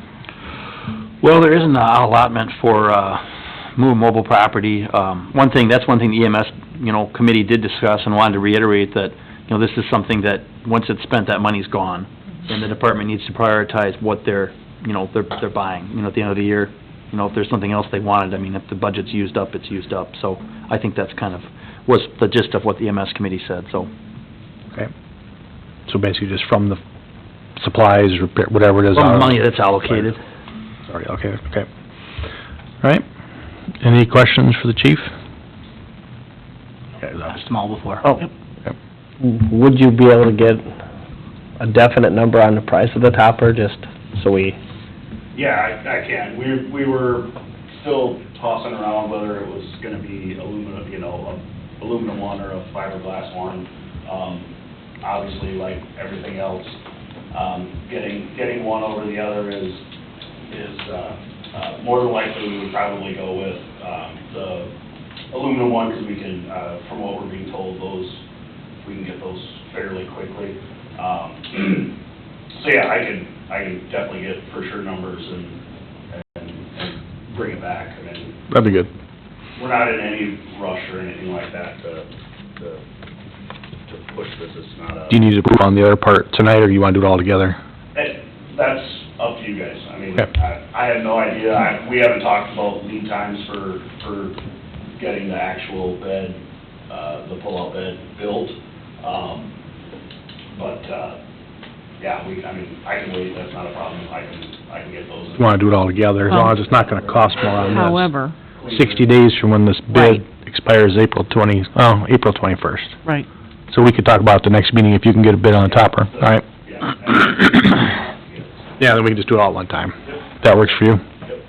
Work for council? Yeah. I'd just like to have that That's all, exact that's number, what I was just... gonna point out. Yeah, April 21st was the 60 days. Otherwise, that's where you'd be... We talked about I that don't have my sense of glasses. urgency of, Okay. we talked about that at the EMS meeting, that sense of urgency with when it expires, and then also, if there's ever a chance to get a second bid, but like Joe said at that meeting, sometimes it's hard with these specialty items to get more than one bid, so we're cognizant of that. Yeah, no, it seems fair on that, so, yeah, it's good. Do it all at one time. Yeah. Okay, Thank you, Joe. thank you. So the second thing that you've got there, is in regards to, some, officer position changes, with the, retirement of Deputy Chief, Mcandrews. I feel that it's gonna be better served, the department as a whole, to not replace that position. And I'd like to, request the council's approval to replace that with, another captain and another lieutenant, position. From a budgetary standpoint, it's budget neutral. Those two positions from a payroll standpoint are the same as what the deputy chief's position would be. We talked at length at the EMS meeting, in regards to, you know, just some of the different things that are, one, that deputy chief's position, hasn't been, really fulfilling, what the intent was, when we set out to have that administrative position. And I think at this point, with current staff, we're better served with adding, a third captain's position. And then adding that, fourth lieutenant's position gives us, another member to help with the training, with the different schedules and things like that, and all those things that we're trying to do and trying to keep up on. It's going to be a huge benefit to have that fourth lieutenant to help with training. I know we had also talked, you know, Tim had a concern in regards to too many chiefs and not enough Indians. Couple of the things, and I don't disagree with that at all.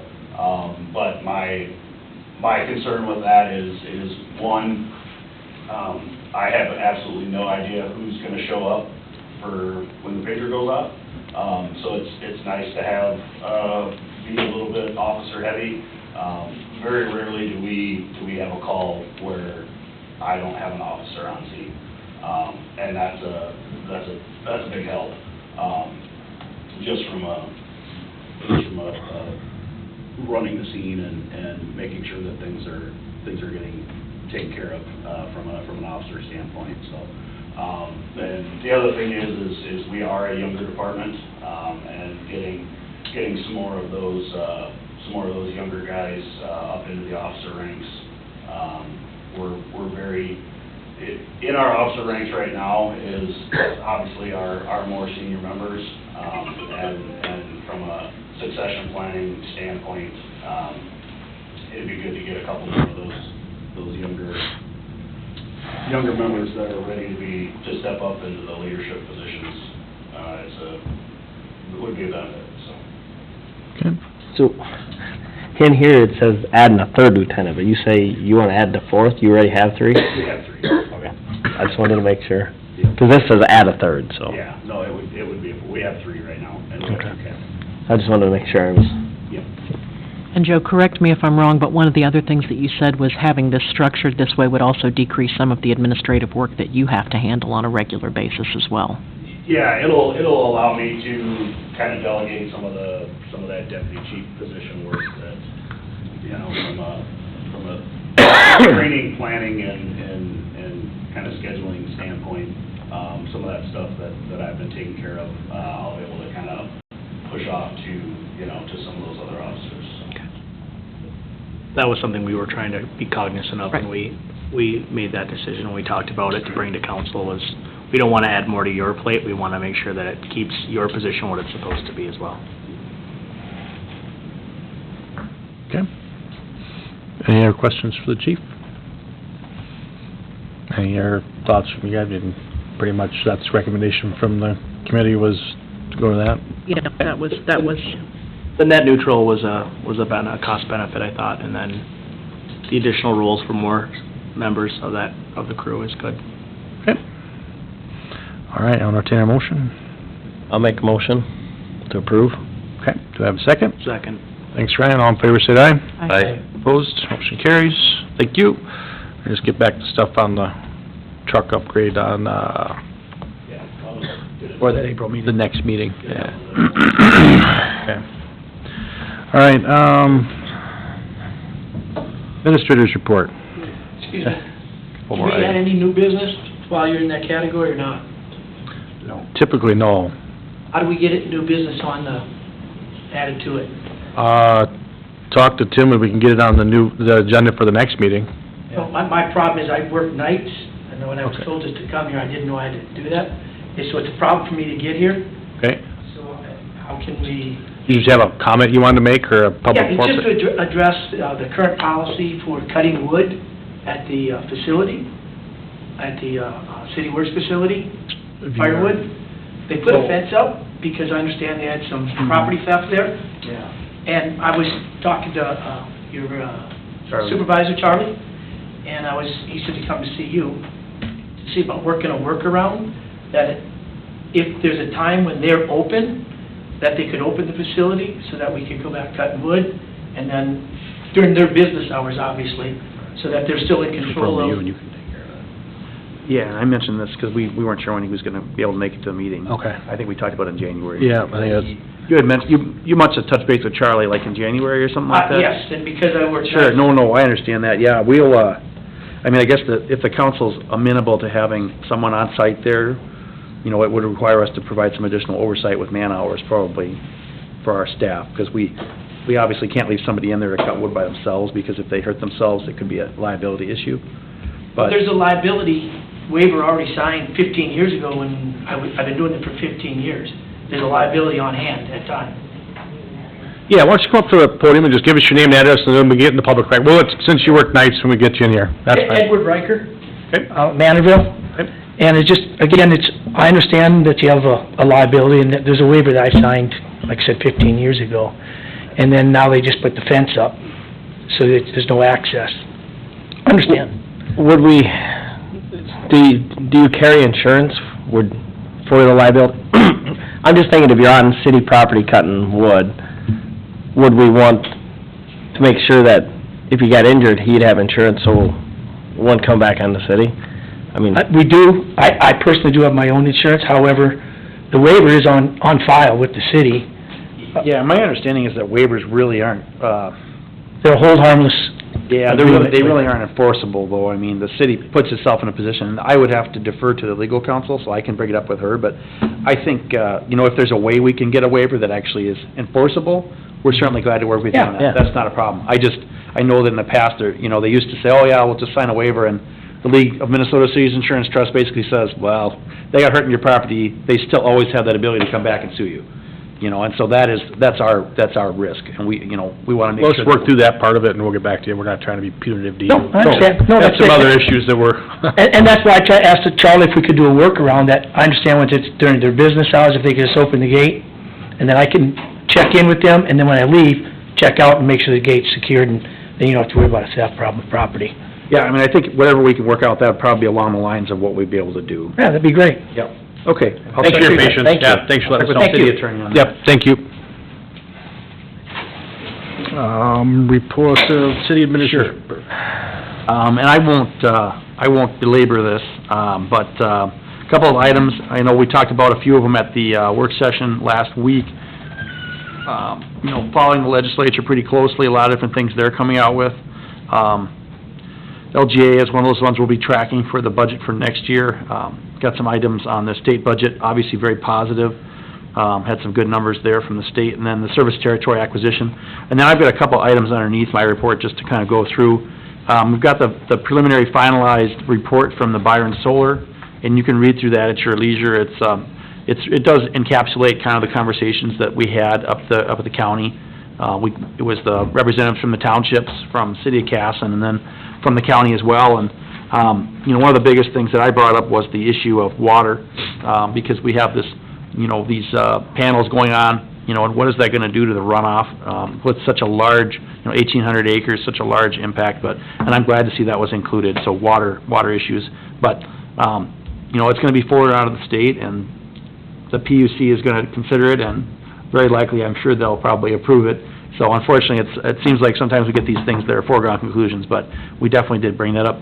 I also included a copy of the Hamilton Real Estate Cooperative Tax Abatement Agreement, which is not as much fun as you might think. Maybe you don't think it's a lot of fun.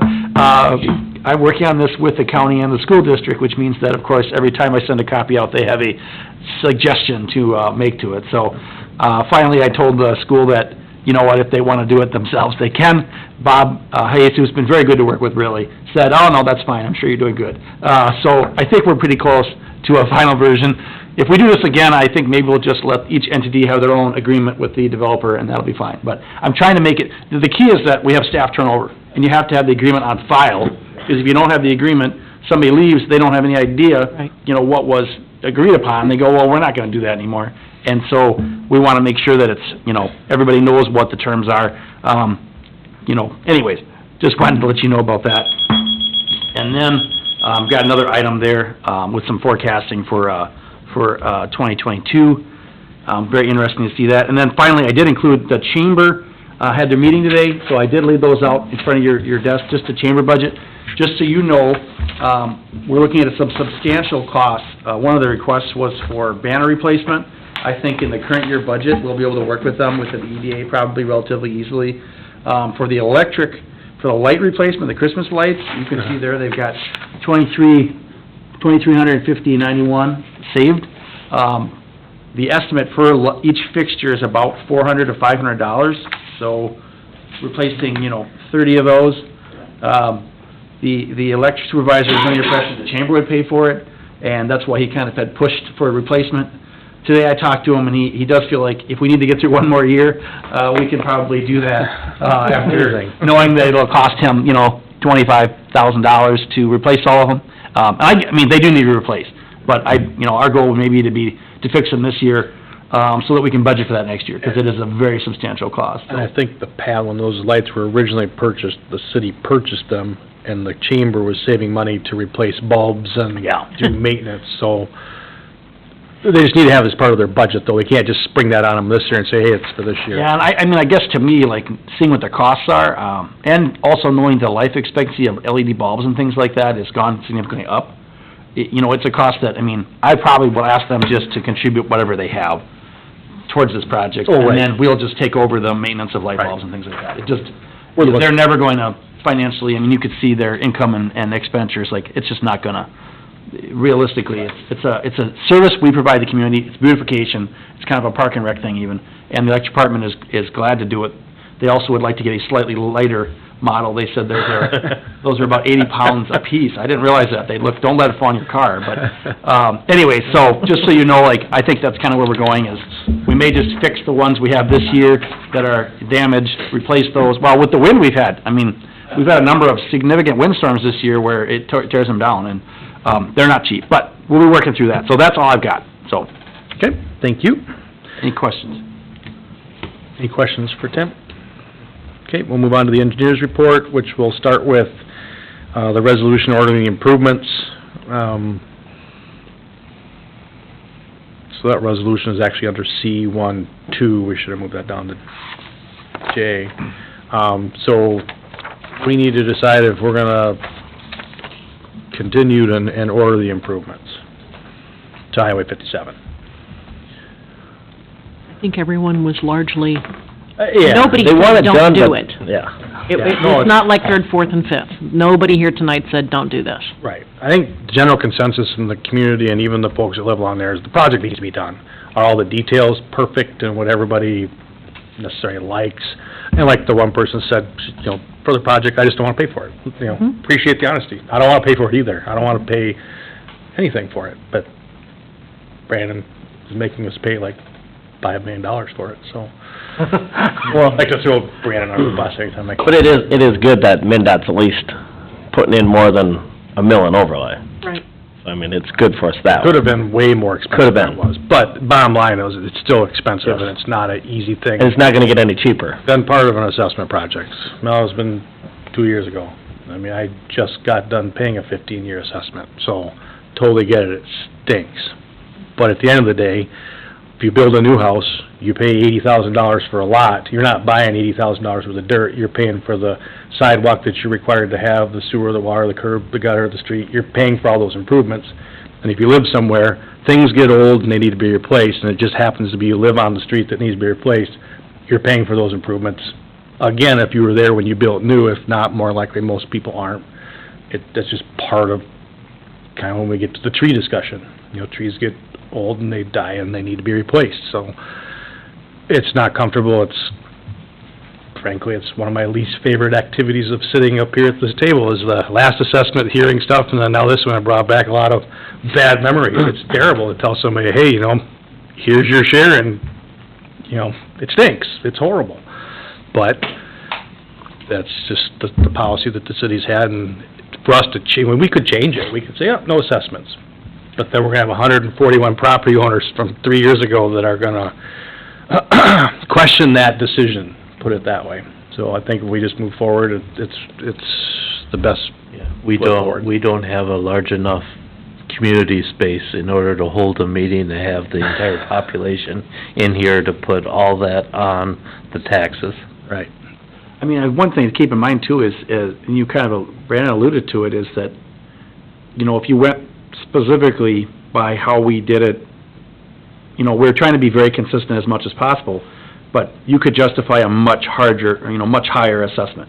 We're assessing a very small percentage of this project, and it's because we, you know, we see the numbers and we know that has an impact on taxpayers. The one fellow who's here talking about the price of steak and eggs, I mean, believe me, you go to the gas pumps and we all see it, you know, it's a huge increase, but, you know, if we don't do the project, this isn't gonna get cheaper. It's not gonna get better, it's not gonna, I mean, at least in the short term. And the road is not gonna get it. The road's disintegrating, literally it's disintegrating. And if you look at the road, the state could make the argument that we're part of the problem, why that road has so many potholes, because most of the places there's potholes, we've dug it up because our water's failing, or our sewer's failing. And they could make the statement too that there's, how many citizens go across that road compared to the rest of the state? I mean, that. If you drive down Manorville Avenue and look where the torn up spots are, that's where a water main break's been. They've had to dig the road up and then they patch it, and patches don't hold.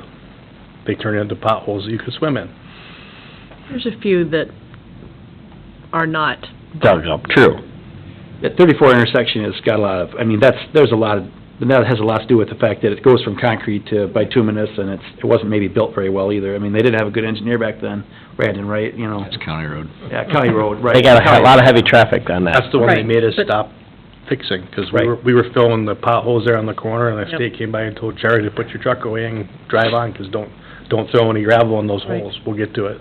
And they put plastic over it for about 2 months. Yeah. Yep. I remember. I share the frustration of the gentleman. I wish the state would do it too. Oh, I share his frustration, because that pothole is the one that busted my, whatever it is that makes the car ride well in the Honda, so And I know the gentleman from Latona didn't sound. appreciate when I published his cell phone number on Facebook when people were calling me about the potholes, and I just said, well... We've emailed them too multiple times and told them about the Right. schedule and the project, so I think we've done our due diligence with them, so. So that being said, I'll make the motion to order the improvements moving forward. I'll second. For a second. I'll second that. Thanks, Ryan. Any further discussion? All in favor, say aye. Aye. Opposed? Motion carries. And thanks, Brandon, I give you a hard time every now and then, but thanks for all the work. This has been a 4-year, I've been here, this is my 6th year, and I think for 5.5 years, we've been having discussions about this particular project, so a lot of work has gone into it by a lot of our staff, Brandon, the state. As much as we want to give them a hard time, we'd like them to pay for a little more, but we pretty much got what we're gonna get there. But a lot of work's gone into it, we appreciate it. Thanks. The project will be a good project when it's done, and we'll be better for it. In 5 years, we can look back at it, so, if it gets done in 5 years. We just talk about our next item then? Yes. Yeah, the one about... So, great lead, yeah, the second item underneath engineering is the cooperative, construction agreement with Mndot. So this is probably, to the mayor's point, a major, step in the process here. So this is, again, a cooperative agreement, with Mndot, that essentially is Mndot's gonna kinda take over from here. They're gonna take the plans, they're gonna bid the project, they will contract the project, so they'll be holding the contract there, and they're gonna send us the proverbial bill, as things are due, or after the bids come back. As part of this contract, let me back up, Melanie did have one concern, we did send it off to the city attorney about 6.3, regarding kind of who has the authority to approve the work. And Mndot, as I was expecting, said, no thanks, they respectfully declined and said, we're holding the construction contract, so they have the ability to approve things. Now, with that said, we are gonna still be involved as part of the construction with our water and sewer utilities. So there's gonna be a little bit of, we'll kind of have our hands in there, reviewing some of that stuff, but at the end of the day, Mndot said they're holding the construction contract, so the city really kind of loses some ability to approve certain things, but we'll still be involved in it. It's probably more of a who's holding the contract sort of discussion. So I just wanted to let council know that Melanie did review that, and that was one of her comments, along with the location of where we have, the venue, if there was going to court, whether that was Ramsey County or Dodge County. I think that they requested to keep that in Ramsey County, so I don't think she was too concerned with that, item in there, but, because it would probably come from the league if we did get upside down with Mndot, so it might not be the worst case, so she wasn't too concerned about that, so. Did want to point that out, that, so we haven't made any changes. What's your experience on, that 6.3? So as far as approving the work, I mean, they could say, oh, good enough, but we're going, wait a minute, we don't think that's good enough? I mean, they're gonna... You know, engineers, I mean, we have our own, technical specifications specifically for our water and sewer, so that's the same specifications that we have. And it's Mndot, so they have good contracts, because that's what they do, right? They contract, street work, and storm sewer work, and we've added our utility specifications. So I'm not too worried about that. It was more, to Melanie's point, that we wanted to be able to still come back and say, well, hold on, we wanted to approve the sewer and water and whatnot. And my response is, well, we're still going to have to complete that construction observation anyway, so we're still gonna be somewhat involved. So you're still gonna have oversight over it anyway? Yeah, so I'm not too overly concerned with it, but again, I wanted to point that out because your city attorney did have that recommendation. And again, Mndot respectfully declined it. So it's a non-issue anyway. Yeah. It wasn't Why I put it in their email, but, you know, respectfully It said respectfully decline in there, so. Something about sand and pounding it, Yeah. you know. So, in other words, don't plant our flag on that hill and charge up that hill, just, Yeah, it is we what it got is. way too much other stuff involved. Okay. That's kind of my All right. thought. So, All I right. don't think we're gonna, win against, I forget what the Mndot's, attorney's title was, but, I have one. Senior Legal Counsel, Office of the Chief Legal Counsel, so, that's where the reply came from. So, and they said it's pretty standard, that's part of all their contracts, so it was kinda non-negotiable. Okay. So maybe moving on, what's our big risk here? Obviously cost, as I probably alluded to earlier, in the construction environment right now is pretty crazy. So with that said, you know, there is a capped agreement with Mndot. They did raise it from the 3.2 to 4.5. Still probably may not be covering some of the increases we've seen, but, you know, it was a capped agreement the city previously agreed to. So I've pushed, I think, as far as I can push on that. Went kind of to bat for the city, say, hey, you know, Mndot, you need to take on some of this cost that we've seen increase. With that said, one of the things I did want to talk with the council tonight and get authorization to was talk to Mndot here about a 2-year project and kind of get authorization from the council to act upon the city's best interests of potentially pushing that out to 2 construction seasons. I think we can still get it done on 1 construction season. I'm worried by procurement of equipment, actually materials, And then the construction lead time to do that, by the time we start, if we don't start right away this spring, like we had initially planned, it's gonna end up pushing it into 2 years. So, if the council's good with it, I wanna have that conversation with Mndot and tweak that schedule here as we go into bidding. 'Cause the other part of this is, we may not have a contractor that accepts kind of this contract, so, that obviously doesn't interest us either to have no contractors, to get us a good competitive bid, and I think that's in the city's best interest. So, maybe I'll include that as part of the resolution unless directed otherwise. With that said, what are we ultimately looking at? So let's just say I did work out something with Mndot and changing the project schedule. I think that there's some key points to any construction project here, and that's the 34 intersection, keeping that detour to the least amount of time as possible, keeping the businesses open in the downtown area and the Main Street intersection, and then also not working in the fair area during the fair. So I think those are still principles that we would apply to any other project. But maybe they don't do the roundabouts right away, they put that in the fall of project or the spring of next year. I think we want to kind of leave that open and kind of ebb and flow that and give a little bit more leeway with the contract duration. But I still think the duration is a year, but maybe shifting some things around, at least giving the contractor some of that ability. The mayor mentioned 48-inch pipe. To start the Main Street project, that phase, we need 48-inch pipe out of the gate because that's the biggest storm sewer pipe that we start with. So if that's a problem, I want them to be able to go somewhere else and start construction, so. I'm sorry, if they push it to a 2-year, is there anything you can put in there to make sure that Mndot actually fixes potholes, if there's something that is, so we don't have an issue? I mean, because if you're gonna leave some of that exposed, if they don't do them, is there a way to make them we could look at including 34 intersection completed this construction season, if that's the worst spot too. That is the worst spot. You know what I'm saying? Include that, even if that, schedule lags to, say summertime and, that doesn't require 48-inch pipe there. No, it doesn't actually, so that's one of the kind of nicer areas with respect to our utilities, if you will, so. So basically, part of the resolution, we'll just authorize you to have those discussions with Mndot and the contractors about the construction schedule to get us the best deal we can, because you might get a better deal if somebody says they have till next spring to do it versus you have to have it done this year. Yep, there'll be some portions that we'll still require, because we don't want to just push it off till next year. And I've asked the contractor, I said, well, is it in our best interest, or are we gonna have an inflation of cost, or are you gonna add the price? Like, well, if we can secure that work, that's in their best interest too, to secure that work. So they lock in all their kind of prices now, so, it would be a locked-in price. We wouldn't see that increase, yes. Okay. With that said, the final item I had on my notes here, payment, because there is obviously a significant amount due from the city. There's some timing there that staff has worked through, Nancy, myself, and Tim, with Mr. Mike Bubani, your fiscal consultant, and the bonding, so that's gonna be, after we kind of get, the numbers back from Mndot, we'll be back to the city council about, going out for bonding for this project and others, so that's been put in motion on a staff level, so. Okay. With that said, there is a resolution, as part of that document in the last page or two, which I think is pretty straightforward, and I believe Dodge County's also has a resolution there. I think they've approved that at a previous meeting, so Dodge County's kind of on board, so. With that said, I'll answer any other questions you may have. I believe we've talked about this once before, but we've addressed the fair during July timeframe, but we also have a significant event that occurs in September, that if this gets pushed and delayed, we need to keep that in mind also.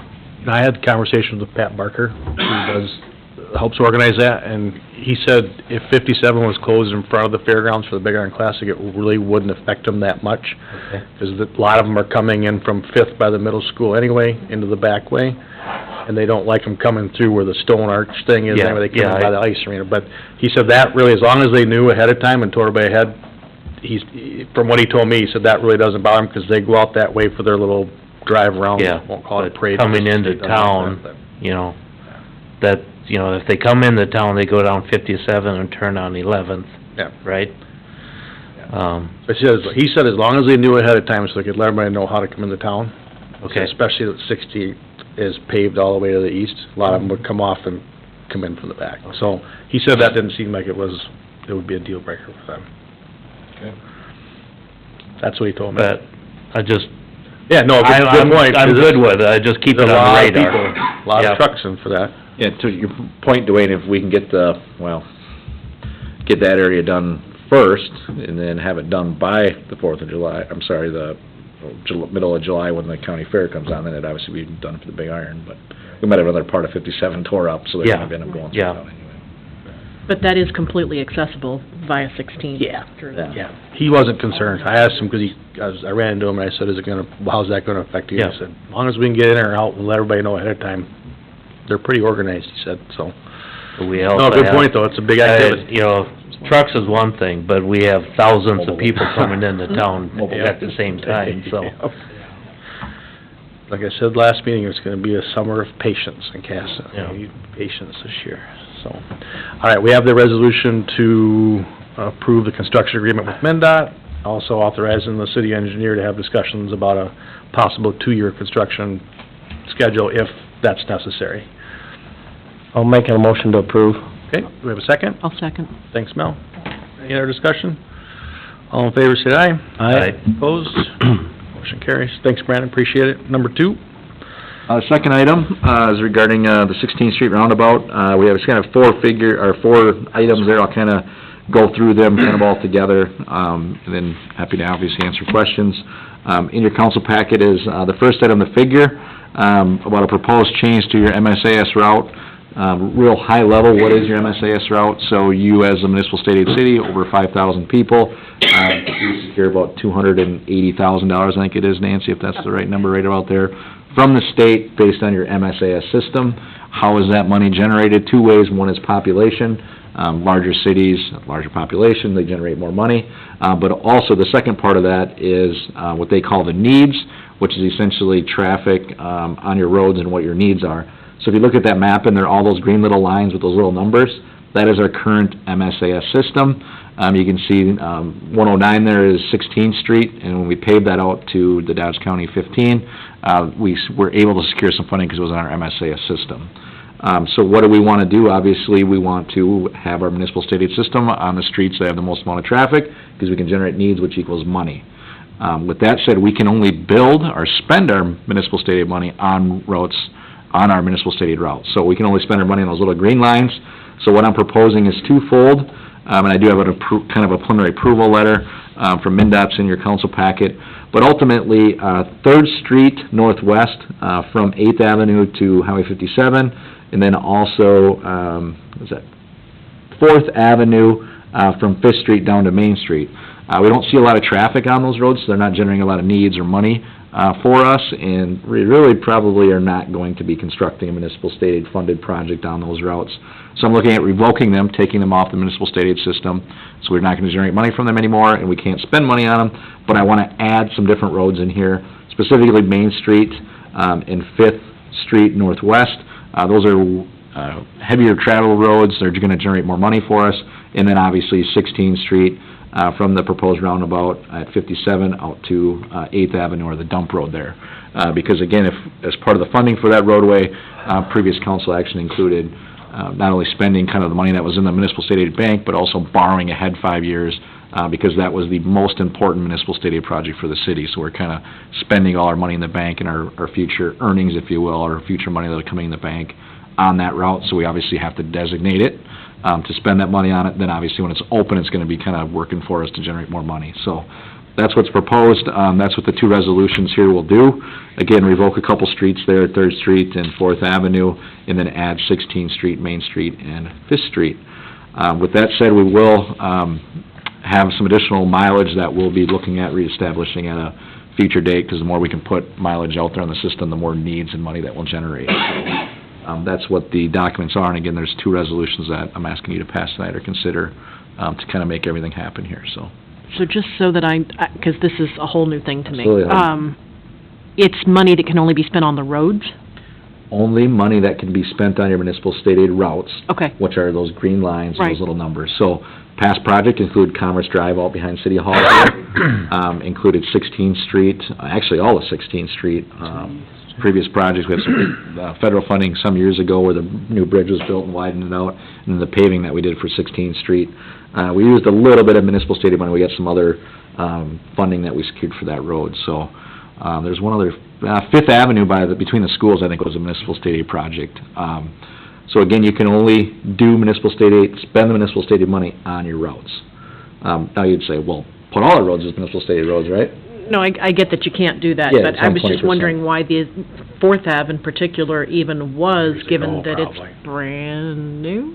Yeah, we just rebuilt it and didn't spend any municipal stated money on it. The reason, so the other little caveats of the municipal stated system, it has to be contiguous, and it has to connect to other higher, level roads, in this case, Trunk Highway 57 or a Right. county road. Okay. So you'll see that there's no dead ends of our municipal stated system, they're all interconnected. Okay. So when I looked at redesignating 16th Street, I had to kind of pull that mileage off of other routes while still maintaining a contiguous system. So you can go on and Yep. drive your Tesla on a municipal stated route and get to either a county road or another municipal No, stated road. that makes sense now. I Yep. just wasn't quite following it all. One of the other things we talked about was Fifth Street Northwest, continuing that west of the dump road. So if we were to continue that, I gotta get back over either to County 34 or get back to a county road or, provide kind of a looped municipal stated route in there. So we gotta be a little strategic on how we allocate these routes. But again, I think that this Fifth Street Northwest and Main Street's gonna generate, or has a lot more traffic than the other, Third Street and Fourth Avenue. I mean, I was looking at the traffic and it's really minimal and it's just not generating any money for us, so let's get it off there because we've rebuilt some of that road too, so Yep. I just don't see that we'd spend municipal stated money on that road. Okay, thank you. I could see us doing, obviously, 16th Street and the roundabout, and that's gonna put us out here 5+ years on doing any more municipal stated projects. But I could also see the Gun Club Road or the Sportsman Road on the west side of the road there, or west side of the city. That sort of project would be a really nice stated project. But we gotta get to that point, so. Thank you. Perfect, thank you. Any questions for engineer on that? So we have two resolutions. First one is revoking Third Street as a MSAS route. I'll entertain a motion to approve. I'll make the motion. Second. Thanks, Dwayne. All in favor, state aye. Aye. Opposed? Resolution passes. Second one is establishing 16th Street, Main Street as a MSAS route. I'll entertain a motion to approve that. I'll make that motion. Thanks, Dan. Do I have a second? Second. Thanks, Mel. All in favor, state aye. Aye. Opposed? Motion carries. Thanks, Brandon. Appreciate your work on that. Personnel resignation of firefighter Kevin Farmer. So, thank him for his service from city, and I'll make a motion to approve his resignation. Do I have a second? Second. Thanks, Mel. All in favor, state aye. Aye. Opposed? Motion carries. We added L1 closed session for land purchase, so we're gonna close the session meeting. It will not be recorded since it's dealing with a negotiated land purchase price. We'll open the meeting up afterwards. If you decide to go home for the night, thanks for coming, and we'll see you next time. We'll close the meeting. We've got other L items in our Dropbox. Yeah.